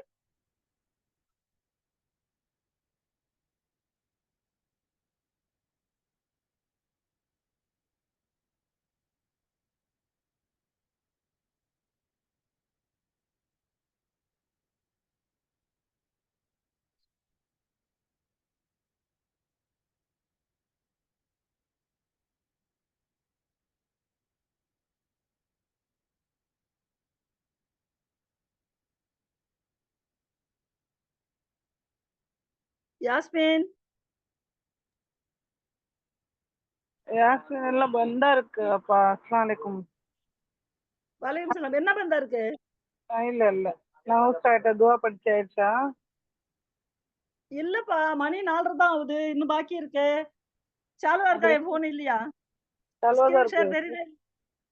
பேசுங்களா? படிக்கவா? இருங்க ஒரு நிமிஷம். அவுஸு பில்லாஹி மினஷ் ஷைத்தானிர் ரஜீம். பேசுங்க. கேக்குதுல? கேக்குது. யாஸ்மின் கோ ஹோஸ்ட் ஆக்குங்கப்பா. ஏன் கோஸ்டா தானே இருந்தாங்க. அவங்க வெளிய போயிட்டாங்க போல, அதனால கோ ஹோஸ்ட் ஆக்குங்க. அது எதுவும் நான் பாத்துக்கொள்ள கூட யாரு இடத்துல ஹோஸ்ட்? ஹோஸ்ட் யாரு? ஜன்னத் தான் ஹோஸ்ட். உள்ள வந்த உடனே ஆயிருக்கு. எனக்கு என்ன ஹோஸ்ட் ஆக்கிருங்க இல்லாட்டி. இல்ல நீங்க இப்ப ஹோஸ்ட் இந்த ஆக்கிருங்க. டைம் கம்மியா தான் இருக்கு. யாஸ்மினே ஹோஸ்ட் ஆக்கிருங்க. அதான் சொல்றேன் நானு, யார் என்னைக்கு போய்க்கிறாங்களோ அவங்கள ஹோஸ்ட் ஆக்கிருங்க. அவங்க பாத்துக்குவாங்க. அவுஸு பில்லாஹி மினஷ் ஷைத்தானிர் ரஜீம். எங்கள் இறைவனே, நீ இறக்கி அருளிய கட்டளைகளை நாங்கள் ஏற்றுக்கொண்டிருக்கின்றோம், தூதரையும் பின்பற்றுகின்றோம். எனவே நீ எங்கள் பெயர்களை சத்தியத்துக்கு சான்று வழங்குவதுடன் சேர்த்து எழுதுவாயாக அப்படின்னு அந்த ஹவாரிங்க சொல்றாங்க. பிறகு இஸ்ராயேலின் வழித்தோன்றல்கள் ஈசாவுக்கு எதிராக சதி திட்டங்களை தீட்டினார்கள். அதற்கு பதிலாக அல்லாவும் தகுந்த திட்டங்களை தீட்டினான். மேலும் அல்லாஹ் இத்தகைய திட்டங்களை தீட்டுவதில் எல்லாவற்றிலும் அவன்தான் மிக நல்லவன், வல்லவன். இன்னும் அத்தகைய ஒரு திட்டத்தை நிறைவேற்றவே அவன் கூறினான், ஈசாவே, நிச்சயமாக நான் இப்போது உம்மை திரும்ப அழைத்துக் கொள்வேன். யார் சொன்னா? அல்லாஹ் சுப்ஹானஹு வ தஆலா சொல்றான். ஈசாவே, நிச்சயமாக நான் இப்போது உம்மை திரும்ப அழைத்துக் கொள்வேன், மேலும் உம்மை என்னிடம் உயர்த்துக் கொள்வேன். உம்மை நிராகரித்தவர்களிடமிருந்து, அதாவது அவர்களுடைய தொடர்புகளில் இருந்தும் அவர்களுடைய தூய்மையற்ற சூழ்நிலையில் நீர் வாழ்வதிலிருந்தும் உம்மை தூய்மைப்படுத்துவேன். இறுதி தீர்ப்பு நாள் வரை உம்மை பின்பற்றுபவர்களை நிராகரிப்பவர்களை விட உயர்த்தியே வைப்பேன். இறுதியில் என்னிடம் நீங்கள் அனைவரும் வந்தே ஆக வேண்டும். அப்போது நீங்கள் கருத்து வேற்றுமை கொண்டிருந்தவற்றில் நான் உங்களுக்கிடையே தீர்ப்பு வழங்குவேன். அதாவது யார் ஈசா அலைஹிஸ்ஸலாம் அவங்களை ஏத்துக்கலையோ அவங்கள அந்த மாதிரி அவங்க மோசமானவங்க, அவங்களுடைய தொடர்புல இருந்து அவங்களுடைய கெட்ட சூழ்நிலையில் ஈசா அலைஹிஸ்ஸலாம் வாழ்வதிலிருந்து அல்லாஹ் சுப்ஹானஹு வ தஆலா தன்கிட்ட கொண்டு வருவேன், மேல உயர்த்திக்குவேன், வானத்துல உயர்த்திக்குவேன் அப்படின்னு சொல்லிட்டு அல்லாஹ் சுப்ஹானஹு வ தஆலா சொல்லிட்டு சொல்றான். நீங்க எல்லோருமே இறுதியில் என்கிட்ட வந்துதான் ஆகணும். அப்ப நீங்க எதுல எல்லாம் கருத்து வேற்றுமை கொண்டிருந்தீர்களோ அதை நான் உங்களுக்கு சொல்லுவேன், உங்ககிட்ட தீர்ப்பு வழங்குவேன் அப்படின்னு சொல்லிட்டு அல்லாஹ் சுப்ஹானஹு வ தஆலா சொல்றான். 56வது வசனம். ஆகவே அவர்களில் எவர் நிராகரிக்கும் போக்கினை மேற்கொண்டார்களோ அவர்களுக்கு இம்மை மறுமை இரண்டிலுமே கடுமையான தண்டனை அளிப்பேன். மேலும் அவர்களுக்கு உதவி செய்வதற்கு யாருமே இருக்க மாட்டார்கள் அப்படின்னு அல்லாஹ் சுப்ஹானஹு வ தஆலா சொல்லி காட்டுறான். மேலும் இறை நம்பிக்கை கொண்டு நல்ல செயல்கள் யார் செய்கின்றார்களோ அவர்களுக்குரிய கூலி முழுமையாக வழங்கப்படும். மேலும் நன்கு அறிந்து கொள்ளுங்கள், அநீதி இழைப்பவர்களை அல்லாஹ் ஒருபோதும் நேசிப்பதில்லை.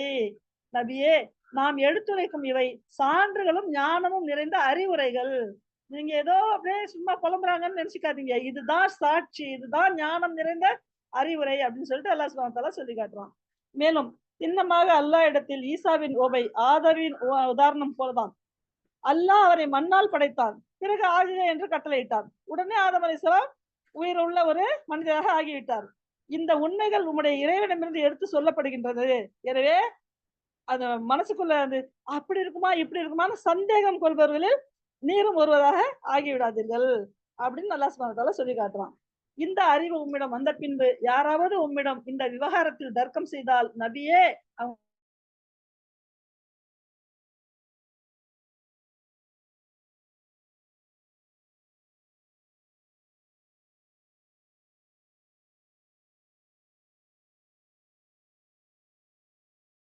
இதுக்கு நம்ம இந்த மாதிரி துவா செய்யலாம் வாங்க அப்படின்னு சொல்லிட்டு கூப்பிடுறாங்க.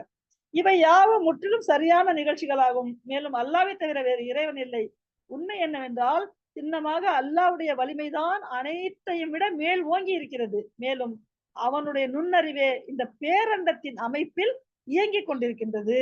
எனவே அவர்கள் மேலே சொல்லப்பட்ட நிபந்தனையின்படி தர்க்கம் புரிய முன் வராமல் புறக்கணித்து விட்டால், எப்படி உங்க பொண்டாட்டி பிள்ளை எங்க பொண்டாட்டி பிள்ளை எல்லாத்தையும் கூப்பிட்டு வாங்க நம்ம பள்ளிவாசல்ல உட்கார்ந்து சத்தியம் பண்ணலாம்னு சொல்லிட்டு கூப்பிடும்போது அவங்க அப்படி சத்தியம் செய்ய முன் வராமல் அவங்க பயந்துகிட்டு புறக்கணிச்சுட்டு போயிட்டாங்கன்னா அவர்கள் குழப்பவாதிகள் என்பது வெட்ட வெளிச்சமாகிவிடும். குழப்பவாதிகளை அல்லாஹ் நன்கு அறிந்தவனாகவே இருக்கின்றான் அப்படின்னு அல்லாஹ் சுப்ஹானஹு வ தஆலா சொல்லி காட்டுறான். மேலும் 64வது வசனம், நபியே நீங்க சொல்லுங்க, வேதம் அருளப்பட்டவர்களே, எங்களுக்கும் உங்களுக்கும் இடையே உள்ள பொதுவான ஒரு விஷயத்தின் பக்கம் பாருங்கள். நான் பெருசா நீ பெருசா அதெல்லாம் விட்டுருங்க.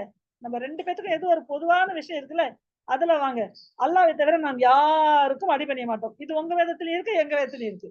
அவனோடு எதையும் எவரையும் நாம் இணையாக்க மாட்டோம். இது உங்க வேதத்திலயும் இருக்கு, எங்க வேதத்திலயும் இருக்கு. மேலும் நம்மில் யாரும் எவரும் அல்லாஹ்வை தவிர வேறு யாரையும் இறைவனாக ஆக்கிக் கொள்ளக் கூடாது.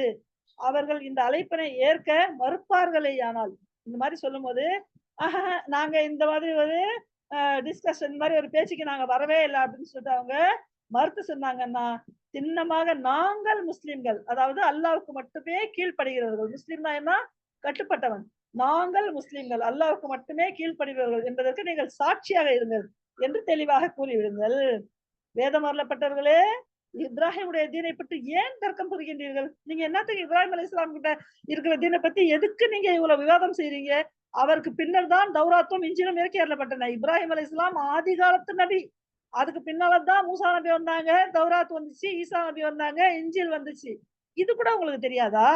நீங்கள் எவற்றை அறிந்து வைத்திருக்கின்றீர்களோ அவற்றில் நன்கு தர்க்கம் புரிந்து விட்டீர்கள். எது உங்களுக்கு தெரியுமோ அதுல வாய் காது வரைக்கும் வச்சுக்கிட்டு நல்லா பேசி முடிச்சிட்டீங்க. இப்ப நீங்கள் முற்றிலும் அறியாதவற்றில் தர்க்கம் புரிய ஏன் முற்படுகின்றீர்கள்? அல்லாஹ் தான் நன்கு அறிகின்றான். அல்லாஹ் அறிந்தவன். உங்களுக்கு எதுவுமே தெரியாது. எதுக்கு தெரியாததை பத்தி பேசுறீங்க? இப்ராஹிம் யூதராகவும் இருக்கவில்லை, அவர் கிறிஸ்தவராகவும் இருந்ததில்லை. மாறாக அவர் எப்படிப்பட்டவர்? ஒருமனப்பட்ட முஸ்லிம், ஹனீஃபன் முஸ்லிமா, ஒருமனப்பட்ட முஸ்லிமாக இருந்தார். மேலும் அவர் இறைவனுக்கு இணை வைப்பவர்கள் ஒருவராக எப்பவுமே இருந்ததில்லை. இப்ராஹிமுடன் தமக்கு தொடர்பு இருப்பதாக உரிமை கொண்டாடுவதற்கு மனிதர்களிலேயே மிகவும் அருகதையானவர்கள் யார்? யார் தெரியுமா? அவரை பின்பற்றி வாழ்ந்தவர்களும் இப்போது இந்த நபி முஹம்மது ஸல்லல்லாஹு அலைஹி வஸல்லம், அல்லாஹு அக்பர், இந்த நபியும் இவரது தூதுத்துவத்தின் மீது நம்பிக்கை கொண்டவர்களுமே ஆவார்கள். அல்லாஹ் நம்பிக்கையாளருக்கு மட்டுமே உதவியாளனாகவும் ஆதரவாளனாகவும் இருக்கின்றான். எல்லா சமுதாயமும் அந்த பாலஸ்தீன்ல நான் நின்று போட்டி போட்டு நிக்குது. ஆனா அதுக்கு முழுசா தகுதி உள்ளவங்க யார்? முஸ்லிம்கள் மட்டும்தான் அப்படின்னு அல்லாஹ் சுப்ஹானஹு வ தஆலா குர்ஆன்ல டிக்ளேர் பண்ணி வச்சிருக்கான். அல்ஹம்துலில்லாஹ். 69வது வசனம், இறை நம்பிக்கை கொண்டவரே, வேதம் அருளப்பட்டவர்கள் ஒரு பிரிவினர் உங்களை நேர் வழியில் இருந்து பிறழ செய்ய வேண்டும் என்று விரும்புகின்றார்கள். ஆனாலும் அவர்கள் தங்களை தாங்களே வழிகேட்டில் ஆழ்த்திக் கொள்கின்றார்கள். ஆனால் இதனை அவர்கள் உணர்வதில்லை. மேலும் வேதம் அருளப்பட்டவர்களே, நீங்கள் கண்கூடாக பார்த்து கொண்டே அல்லாஹ்வின் சான்றுகளை ஏன் நிராகரிக்கிறீர்கள்? நல்லா பாக்குறீங்க கண்ணால, ஏன் நிராகரிக்கிறீங்க? வேதம் அருளப்பட்டவர்களே, சத்தியத்தை அசத்தியத்தோடு கலந்து ஏன் அதனை சந்தேகத்துக்கு உரியதாக ஆக்குகின்றீர்கள்? நன்கு அறிந்து கொண்டே சத்தியத்தை ஏன் மறைக்கின்றீர்கள்? ஏன் பொய்யையும் உண்மையையும் போட்டு குழப்பி எல்லாத்தையும் மோசமாக்கி எதை தொட்டாலும் சந்தேகங்கிற அந்த ஒரு நிலைமைக்கு ஏன் கொண்டு போறீங்க? வேதம் அருளப்பட்டவர்கள் ஒரு பிரிவினர் தங்களுக்கிடையே கூறிக்கொள்கின்றார்கள். என்னன்னு? இந்த நபியை நம்பியவர்கள் மீது இறக்கி அருளப்பட்டவற்றை முற்பகலில் நம்பி பிற்பகலில் நிராகரித்து விடுங்கள். இப்படி செஞ்சோன்னா என்ன தெரியுமா ஆகும்? நம்பிக்கையாளர்கள் தம் நம்பிக்கையை விட்டு திரும்பி விடக்கூடும். அவங்கள்ட்டயும் வேதம் இருக்கு. ஆனா அவங்க என்ன சொல்றாங்க அப்படின்னா, அவங்கள்ட்ட இருக்கிற வேதத்திலேயே சொல்லியிருக்காங்க, குர்ஆன்ல அல்லாஹ் சொல்லியிருக்கான், அந்த தௌராத்லயும் சொல்லியிருக்கான், இன்ஜிலையும் சொல்லியிருக்கான், உங்களுக்கு பின்னால ஒரு அஹமத்னு ஒரு நபி வருவார், முகமது ஒரு நபி வருவார், அவர் வந்துட்டாருன்னா நீங்க எல்லாரும் அவர் பேச்சதான் கேட்கணும்னு நீங்க எல்லாம் ஒத்துக்கிட்டு இருந்தீங்க. இப்ப என்ன செய்யறாங்கன்னா, நீங்க காலையில ஓகே பண்ணி அவங்களுக்கு நீங்க நபிதான் சொல்லிடுங்க, சாயந்தரம் அதெல்லாம் அப்படிலாம் கிடையாதுன்னு சொல்லிட்டு குழப்பத்தை பண்ணி நிராகரிச்சிடுங்க. நீங்க இப்படி செஞ்சா யார் உண்மையா நம்பிக்கிட்டு இருக்காங்கல்ல, அவங்களும் தங்களுடைய நம்பிக்கை விட்டுட்டு நம்ம பக்கம் திரும்பி வந்துருவாங்க அப்படின்னு அவங்க சொல்றாங்க.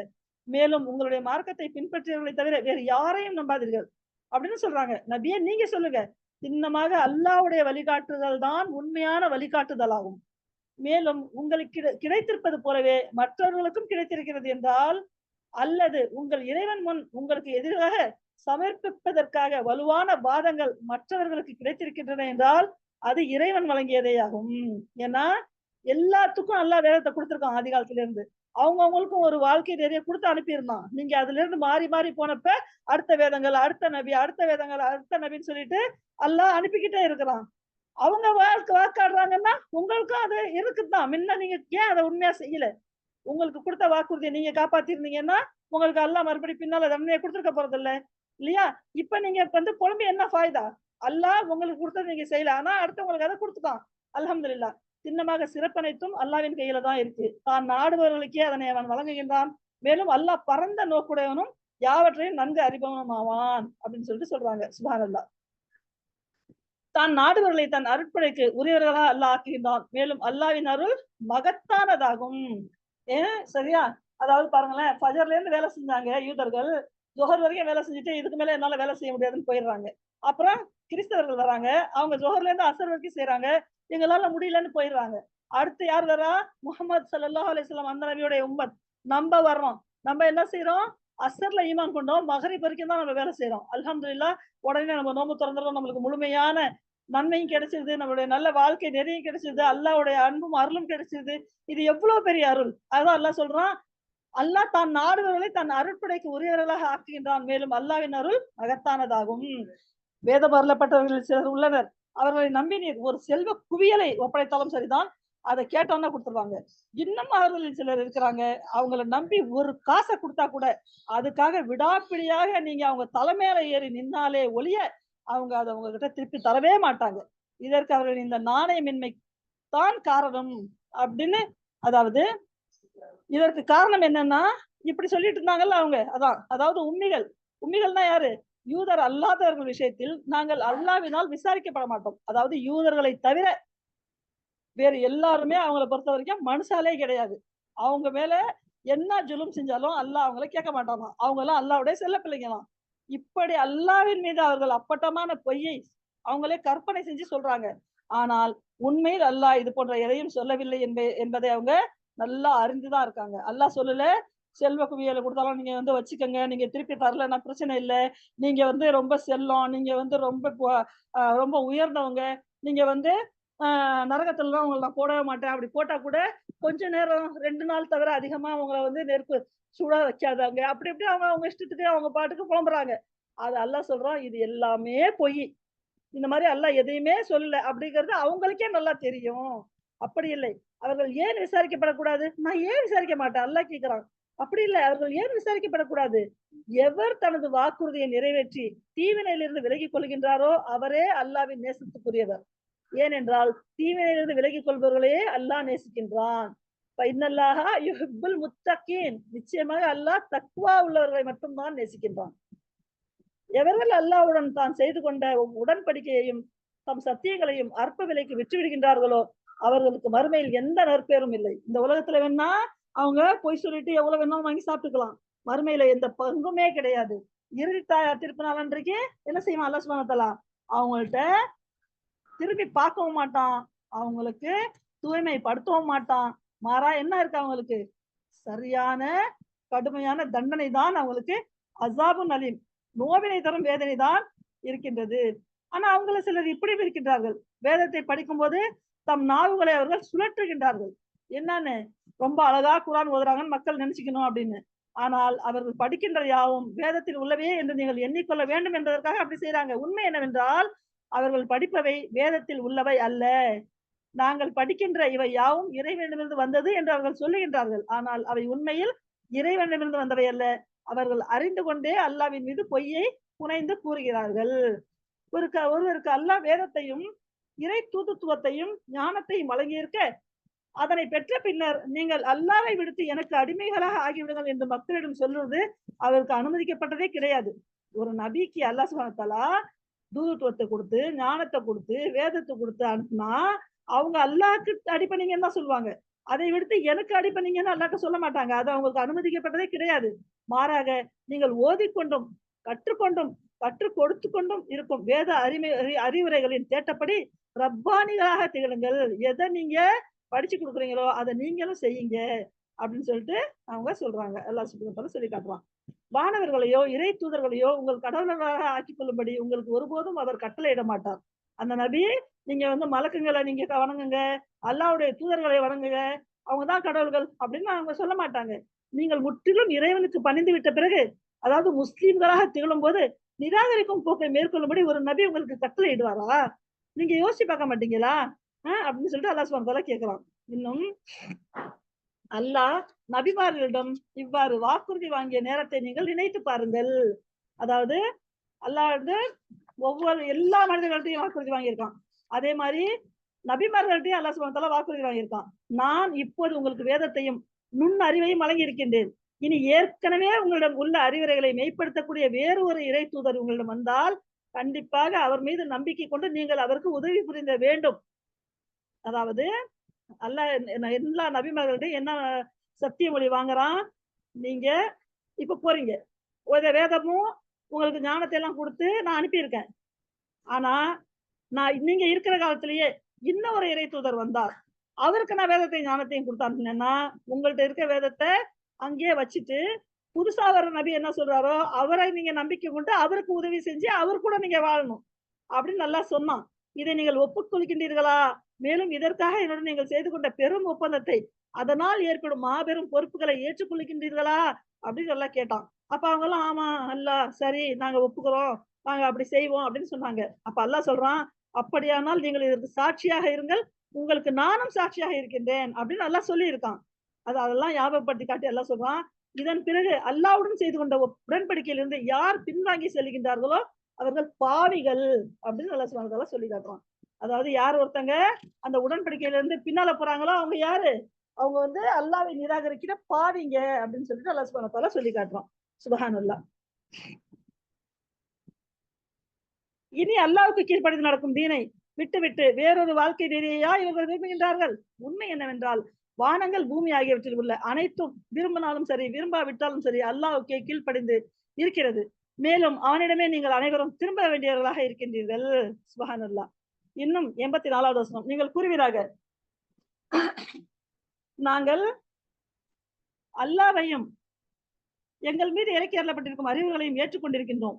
மேலும் இப்ராஹிம், இஸ்மாயில், இஸ்ஹாக், யாக்கூப் மற்றும் யாக்கூபின் வழித்தோன்றல்கள் அலைஹிஸ்ஸலாம் ஆகியோர் மீது அருளப்பட்டவற்றையும் ஏற்றுக்கொண்டிருக்கின்றோம். இன்னும் மூசா, ஈசா அலைஹிஸ்ஸலாம் மற்றுமுள்ள நபிமார்களுக்கு அவர்களுடைய அதிபதியிலிருந்து இறக்கி அருளப்பட்டவற்றையும் ஏற்றுக்கொண்டிருக்கின்றோம். இவற்றுக்கிடையே நாங்கள் எந்தவித வேற்றுமையும் காட்டுவதில்லை. மேலும் நாங்கள் அல்லாஹ்வுக்கே முற்றிலும் கீழ்ப்படிந்து நடக்கும் முஸ்லிம்களாக இருக்கின்றோம் அப்படின்னு நீங்க சொல்லுங்க அப்படின்னு சொல்றான் அல்லாஹ் சுப்ஹானஹு வ தஆலா.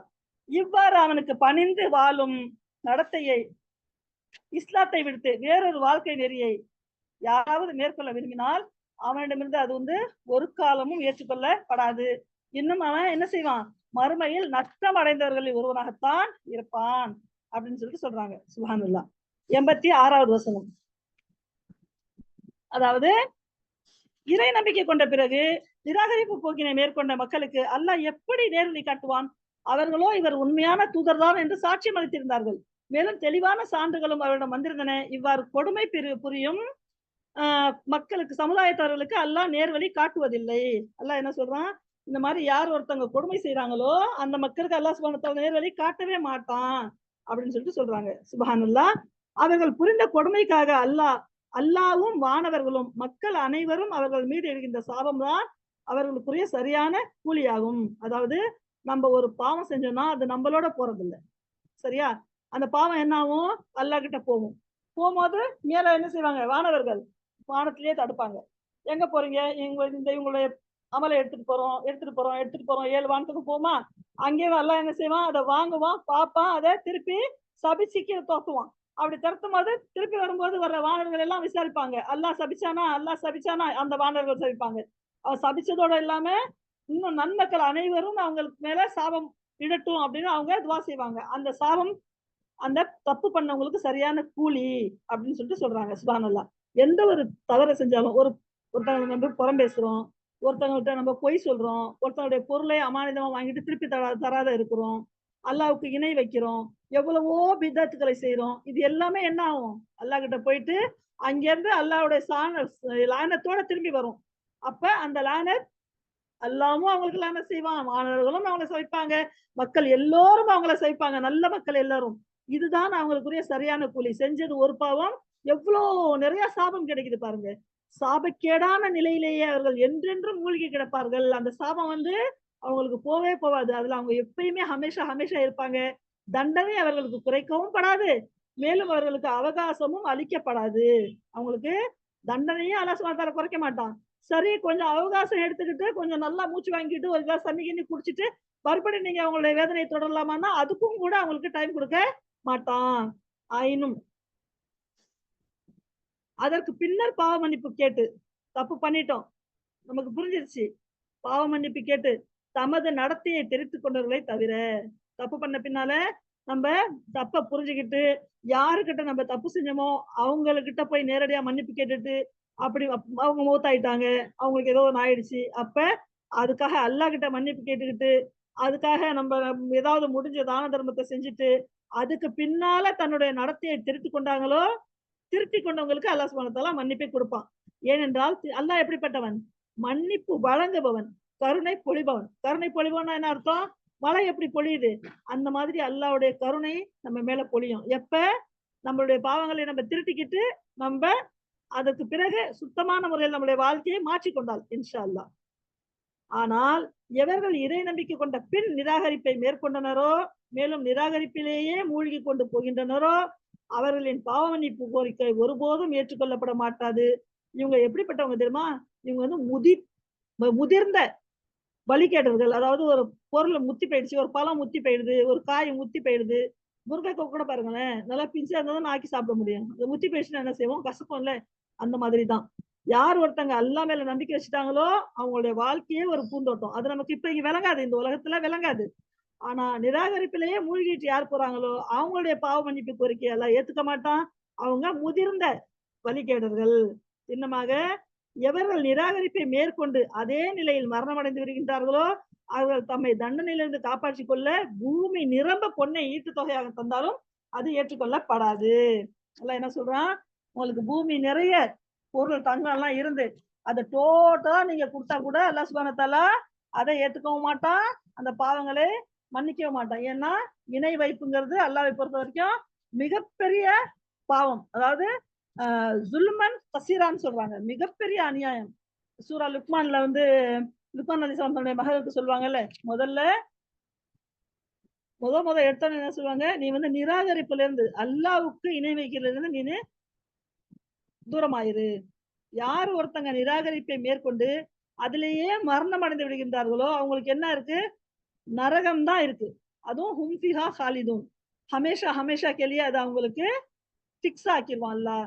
அதனால அந்த மாதிரி ஒரு மோசமான நிலைமை நம்ம யாருக்கும் ஏற்படக்கூடாது. நம்ம எல்லாருமே மூமின்களா இருக்கோம், முஸ்லிம்களா இருக்கோம், அல்ஹம்துலில்லாஹ் கட்டுப்பட்டு இருக்கோம் இல்லையா? நம்ம அல்லாஹ்வை நம்பிக்கை கொண்டிருக்கோம். நம்பிக்கை கொண்டதோடவா நம்ம அந்த நம்பிக்கையின்படி வாழ்றதுக்கு எவ்வளவு முயற்சி செய்யறோம்ல. அல்ஹம்துலில்லாஹ். பாருங்க, மகத்தான ரமலான் நம்ம கிட்ட வர இருக்கு. இந்த ரமலான்ல நம்ம எவ்வளவு நோன்பு வைக்கணும்னு எவ்வளவு ஹாஜத்தோட இருக்கோம்ல. எல்லாரும் வீடு சுத்தம் பண்றோம், எல்லாரும் ட்ரெஸ் வாங்கி தைக்கிறோம், எல்லாரும் இந்த ஒரு மாசத்துக்கு நம்ம என்னென்ன செய்யணும்னு பிளான் பண்றோம். குரான் ஓதணுங்கிறதுக்காக நம்ம எல்லா குரான் எல்லாம் எடுத்து பின்னாடி வச்சிருப்போம். கரெக்டா இந்த ஒத்த சுட்டு குரான் எல்லாம் எங்க இருக்குது, என்ன எடுத்து ஓதுறதுக்கு அப்படின்னு சொல்லி எடுத்து வச்சிருப்போம். இன்னும் நம்மளே தயார்படுத்திக்குவோம். வீட்டுல எல்லாரையும் சொந்தக்காரங்க எல்லாம் போய் பார்த்துட்டு வந்துருவோம். யாருக்கு தப்பு தவறு நடந்தா அதுக்காக மன்னிப்பு கேட்டுக்குவோம். அதுக்காக நம்ம எவ்வளவு நம்மளே உற்சாகமா நம்ம தயாராகிறோம். தயாரான பின்னாலையும் அப்புறம் பாருங்க சஹர்ல எழுந்திரிச்சு நம்ம சாப்பிடுவோம். பகல் பூரா பட்னியா இருப்போம். அந்த பகல் பூரா நோம்புல வச்சுக்கிட்டு நம்ம தொழுவோம், நிறைய குரான் ஓதுவோம், பொய் பேச மாட்டோம், புறம் பேச மாட்டோம், வீண் பேசி பேச மாட்டோம், எந்த அநியாயம் செய்ய மாட்டோம். அப்புறம் நோன்பு திறக்கிற நேரத்துல நிறைய துவா செய்வோம். அதுக்கு பிறகு தராவி தொழுவ போவோம், வருவோம், அப்புறம் தஹஜ்ஜுத் தொழுவோம். அந்த ஒரு மாசமும் நம்ம எவ்வளவு கஷ்டப்படுறோம். அல்ஹம்துலில்லாஹ். அல்லாஹ்வுடைய தூதர் ஸல்லல்லாஹு அலைஹி வஸல்லம் அறிவிக்கிறாங்க, ஒரு 2 சகோதரர்கள் இருந்தாங்க. சகோதரர்னா 2 தோழர்கள் இருந்தாங்க. ஒரு தோழர் வந்து ரொம்ப அநியாயம் செஞ்சுட்டு இருந்தாரு. ரொம்ப என்ன சொல்றது, அவர் அவ்வளவு தொழுவாரு, அல்லாஹ் மேல நம்பிக்கை இருந்துச்சு. ஆனா வந்து அதிகமாக அவர் வந்து இபாதத் செய்ய மாட்டாரு. ஆனா இன்னொருத்தர் ரொம்ப இபாதத் வணக்கசாலியா ரொம்ப இதா இருந்தாரு. அந்த அநியாயம் செஞ்சுட்டு இருந்தவரு இருக்கிறாரு, நல்லவரு மௌத்தாயிடுறாருன்னு நினைக்கிறேன். அப்படி மௌத்தாயிடும் போது கொஞ்ச நாள் ஆயிடுது, 2-3 வருஷம் கழிச்சு அப்புறம் இந்த கொஞ்சம் நம்பிக்கையில கொஞ்சம் பலவீனமா இருந்தாருல இவரும் மௌத்தாயிடுறாரு. மறுமையில 2 பேரும் ஒண்ணா சேர்றாங்க சொர்க்கத்துல ஒண்ணு சேரும்போது அப்ப அந்த தோழர் கேக்குறாராம், நீ வந்து சரியா தொழுவ மாட்ட, நீ வந்து ரொம்ப இதாவும் இருக்குல்ல, ஒரு பெரிய பயபக்தியா ஒரு தக்குவாவெல்லாம் இருக்குல்ல, நீ எப்படி வந்து சொர்க்கத்துக்கு வந்த அப்படின்னு சொல்லிட்டு. நீங்க மௌத்தாயி 1 வருஷம் நான் நோம்ப எனக்கு கிடைச்சிச்சு அடுத்த வருஷம். அப்ப அதுல வந்து நான் நிறைய துவா செஞ்சேன். ரமலான்ல நோம்பு எப்பவுமே நோப்பாரு அவரு. இந்த வருஷம் வந்து நான் நிறைய துவா செஞ்சேன், அல்லாஹ் கிட்ட பாவ மன்னிப்பு கேட்டேன், அல்லாஹ் என்னுடைய பாவத்தை மன்னிச்சு என்னையும் அவன் கூட சொர்க்கத்திலேயே வச்சுட்டான் அப்படின்னு சொல்லிட்டு. அப்ப அவர் ரொம்ப ஆச்சரியப்பட்டாராம். அப்ப அந்த ஒரு நோம்பு பாருங்களேன் எப்படி மாத்திருச்சு அவரை இல்ல. அல்ஹம்துலில்லாஹ். ஒரு ரமலான் அவங்கள அவ்வளவு மாத்திருச்சு. ஆனா போன ரமலான்ல இருந்தவங்க நம்ம கூட நம்ம சகோதர சகோதரிகள், என்னுடைய தாய் கூட 3 வருஷம் ஆயிடுச்சு இல்ல. எவ்வளவு பேருடைய தாய், எவ்வளவு பெரிய தகப்பன்கள், எவ்வளவு பிள்ளைங்களுடைய சகோதர சகோதரிகளுடைய கணவன்மார்கள், மனைவிமார்கள், அக்கா தங்கச்சிங்க எவ்வளவு பேர் மௌத்தாயிருக்காங்க இல்ல. அவங்க எல்லாம் அடையாத அந்த ஒரு நன்மையை அல்லாஹ் சுப்ஹானஹு வ தஆலா நம்மளுக்கு கொடுத்திருக்கான். இது எவ்வளவு பெரிய வாய்ப்பு நம்மளுக்கு. இந்த வாய்ப்பை நம்ம சரியான முறையில பயன்படுத்திக்கணும். அல்லாஹ்வுக்கு முற்றிலும் அடிப்பட்ட முழு மூமினாக நம்ம மாறணும். இனிமேல் சின்ன பெரிய தவறு கூட நம்மள நிகழாத அளவுக்கு நம்ம நடந்துக்கணும். நம்மளுடைய வாழ்க்கையை நம்ம மாத்திக்கணும். இந்த ரமலான்ல நானு ஏதாவது ஒரு வேலை புதுசா செய்வேன், அதான் ஹமேஷா செய்வேன். அல்லாஹ்வுடைய தூதர் என்ன சொன்னாங்க, எந்த அமலாக இருந்தாலும், நீங்க செய்யற அமல்கள்ல சின்ன அமலாக இருந்தாலும் அதை தொடர்ச்சியாக செய்யறது அல்லாஹ்வுக்கு ரொம்ப பிடிக்கும் அப்படின்னு சொன்னாங்க. பாருங்க, ரொம்ப பேர் லுஹா தொழுவாத இருக்கலாம் இல்லையா. லுஹா தொழுவதை நீங்க ஒரு கடமையா ஆச்சுங்க. 5 வேளை தொழுகிறோம் அல்ஹம்துலில்லாஹ். யார் 12 ரக்காத்து நஃபில் தொழுறாங்க, சுன்னத் தொழுறாங்களோ அவங்களுக்கு தினமும் 12 ரக்காத் தொழுதீங்கன்னா தினம் ஒரு மாளிகையா அவங்களுக்கு அல்லாஹ் சுப்ஹானஹு வ தஆலா சொர்க்கத்தை கட்டி கட்டி விட்டுருவேன்னு சொல்லுவான். அல்ஹம்துலில்லாஹ். அதை ஒரு வணக்கமா நம்ம ஆக்கிக்கலாம். அப்புறம் அதை ஹமேஷா கேள்வி ஆக்கிக்கணும். அதை விட எல்லாத்தையும் விட மிகப்பெரியது என்ன தெரியுமா, வக்துல நான் தொழுதுருவேன். அதாவது தொழுகையின் ஆரம்ப வக்துலயே நான் தொழுதுருவேன். தொழுகையை எப்பவுமே நான் பிற்படுத்த மாட்டேன் அப்படின்னு ஒரு நியத்தை வச்சுக்கோங்க. வாங்க சொன்ன உடனே நம்மளுடைய தொழுகை நம்ம தொழுதணும். வேற எல்லாம் அப்புறம் இதை முடிச்சுட்டு தொழுவேன் அப்படி கிடையாது. தொழுகையை முடிச்சுட்டு அந்த வேலையை செஞ்சுக்கலாம். அப்படி நம்மளுடைய வாழ்க்கையை மாத்திக்கணும் இன்ஷா அல்லாஹ். நிறைய ட்ரெஸ் வாங்கினா நம்மள்ட்ட இருக்கிற ட்ரெஸ்ல 4 ட்ரெஸ் வாங்கினோம்னா 4 ட்ரெஸ் கழிச்சிடணும். பலே அவங்க புதுசை கொடுங்க பழசை கொடுங்க, கபாட்டுக்குள்ள சேர்த்துக்காம எடுத்துடணும் வெளியே. அப்படி ஒரு நியத்து வச்சுக்கிங்க மனசுல. ரமலானுடைய 30 நாள்லயும் ஒரு 5 ரூபா அல்லது ஒரு 10 ரூபா அவங்கவுங்க வசதிக்கு தகுந்த மாதிரி தினமும் நான் தர்மம் செய்வேன். ஆனா ரமலான்ல செய்யற ஒவ்வொரு நல்ல செயலுக்கும் எவ்வளவு அதிகமா அவங்களுக்கு கூலி கிடைக்கும். அல்லாஹ் சுப்ஹானஹு வ தஆலா சொல்றான், அலிஃப் லாம் மீம்னு சொன்னாக்க அல்லாஹ்வுடைய தூதர் சொன்னாங்க, அலிஃப் லாம் மீம் மூணு வார்த்தை, ஒரு வார்த்தை கிடையாது அப்படின்னு சொல்லிட்டு. இப்ப அலிஃப் லாம் மீம்க்கு 30 நன்மைன்னு கணக்கு போட்டா ரமலான்ல 300 நன்மை ஆயிடுச்சு அலிஃப் லாம் மீம் சொல்றதுக்கு இல்லையா. அப்ப அதிகமாக நீங்க குர்ஆனை ஓதுங்க இன்ஷா அல்லாஹ். குர்ஆனை ஓதிட்டு அப்புறம் அதை புரிஞ்சுக்கிறதுக்காக அதை உங்களுடைய பாஷையிலையும் ஓதுங்க. புரியுற மாதிரி ஓதுனதோட அதை நம்ம செயல்படுத்தணுங்கிற ஒரு உத்வேகத்தை உங்களுக்குள்ள நீங்க உருவாக்கிக்கங்க. இதுதான் நம்மளே புடம் போட்டுக்கிட்டு சுய பரிசோதனை செஞ்சுக்கிட்டு நம்மளே மேம்படுத்திக்கிட்டு சொர்க்கத்துக்கு போற ஒரு நல்ல வழி இதுதான். அதுக்காக தான் அல்லாஹ் சுப்ஹானஹு வ தஆலா நம்மளுக்கு ரமலானை கொடுத்திருக்கான். இந்த ரமலான்ல தான் ஜிப்ரீல் அலைஹிஸ்ஸலாம் 23 வருஷம் இறங்கின அந்த திருக்குர்ஆனை நபி ஸல்லல்லாஹு அலைஹி வஸல்லம் கிட்ட, இப்ப வருஷமே பூரா குர்ஆன் இறங்கல.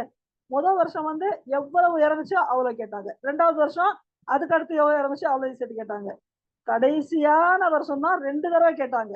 அப்பதான் நபி ஸல்லல்லாஹு அலைஹி வஸல்லம் புரிஞ்சுக்கிட்டாங்க, ஆஹா நம்மளுக்கு முடிவு நாள் வந்துருச்சு, நம்மள அல்லாஹ் எடுத்துக்க போறான். அப்பதான் அவங்களுக்கு லேசா ஒரு மனசுல உறுதியே வந்துச்சு, இப்ப இனிமேல் நம்மளுக்கு இங்க இந்த உலகத்துல வாழ்க்கை கிடையாது அப்படின்னு சொல்லிட்டு. நம்மளுடைய வாழ்க்கை எப்ப முடியும் நம்மளுக்கு தெரியாது இல்ல. நம்ம கூட இருந்தவங்க எல்லாம் போயிட்டாங்கல்ல எவ்வளவு பேரு, நம்மளுக்கு எப்ப முடியும் நம்மளுக்கு தெரியாது இல்ல. அதனால நம்ம அதிகம் குர்ஆனை ஓதணும், தூய மனதோட இக்லாஸோட ஓதணும், அதை அல்லாஹ் ஏத்துக்கணுங்கிற ஒரு நம்பிக்கையோட ஓதணும். அல்லாஹ் ஏத்துக்கணும்னு நிறைய துவா செய்யணும். ரப்பனா தக்கப்பல் மின்னா சலாத்தனா சியாமனா கியாமனா ருக்குஅனா சுஜூதனா திலாவத்தனா ஃபில் குர்ஆன். யா அல்லாஹ் எங்களுடைய துவாவை ஏத்துக்க, முதல்ல எங்களை மன்னிச்சிடு, நாங்க ஓதுற குர்ஆன், வைக்கிற நோன்பு, செய்யற சுஜூது, ருக்கு எல்லாத்தையும் ஏத்துக்க யா அல்லாஹ். இன்னும் எங்களுடைய திலாவத் நாங்க எவ்வளவு அழகா ஓதுறோமோ அதை இன்னும் எங்களுக்கு அழகுபடுத்தி கொடு. இன்னும் எங்களுடைய நாக்குல இருக்க அந்த கொண்டல் முடிச்சுக்களை எல்லாம் அவிழ்த்துடு. எங்களுக்கு நிறைய ஓதுறதுக்கும் உன்னுடைய இல்மை அதிகம் கத்துக்கிறதுக்கும் எங்களுக்கு நீ உதவி செய். ரப்பி சித்னி இல்மா அப்படின்னு சொல்லிட்டு நீங்க துவா செய்யுங்கன்னு நபி ஸல்லல்லாஹு அலைஹி வஸல்லம் உங்களுக்கு அல்லாஹ் சுப்ஹானஹு வ தஆலா குர்ஆன்லயே சொல்றான். அந்த துவாவை அதிகமா சொல்லணும். ரப்பி சித்னி இல்மா சொல்றது கூட சேர்த்து நம்ம என்ன செய்யணும், ரிஸ்கன் தையிபா, யா அல்லாஹ் தூய்மையான உணவை எங்களுக்கு கொடு அப்படின்னு சொல்லிட்டு நம்ம அதிகமா துவா செய்யணும். அந்த மாதிரி அதிகம் துவா செஞ்சு நம்மளையும் நம்ம மாத்திக்கிட்டு, நம்ம கூட இருக்கிற நம்ம குடும்பத்து மக்களையும் மாத்திக்கிட்டு, நம்ம அக்கம் பக்கம் வசிக்கிற நம்ம சமுதாய மக்களையும் மாத்திக்கிட்டு நம்மளும் சொர்க்கத்துக்கு போகணும். இந்த ஜூம்ல இருந்து கேட்கிற எல்லா சகோதர சகோதரிகளும் அவங்கவங்க குடும்பத்தோட, அவங்கவங்க துணைகளோட, அவங்கவங்க பிள்ளைக்குட்டியோட, அம்மா அப்பாவோட, மாமா மாமியோட, காந்தானோட எல்லாரும் சேர்ந்து நம்ம எல்லாருமே சேர்ந்து ஒண்ணா ஜன்னத்துல் ஃபிர்தௌஸ்ங்கிற உயர்வான சொர்க்கத்தை அடையணும்னு வேண்டி விரும்பி துவா செய்து என்னுடைய உரையை முடிக்கிறேன். வாக்கிரு தாவானா அல்ஹம்துலில்லாஹி ரப்பில் ஆலமீன். ஜூம்ல சேர்ந்து கேட்டுட்டு இருக்க அனைத்து சகோதரிகளுக்கும் அல்லாஹ்வுடைய அருளும் மன்னிப்பும் கிருபையும் உண்டாவதாக. வாக்கிரு தாவானா அல்ஹம்துலில்லாஹி ரப்பில் ஆலமீன். அஸ்ஸலாமு அலைக்கும் வரஹ்மத்துல்லாஹி வபரகாத்துஹு.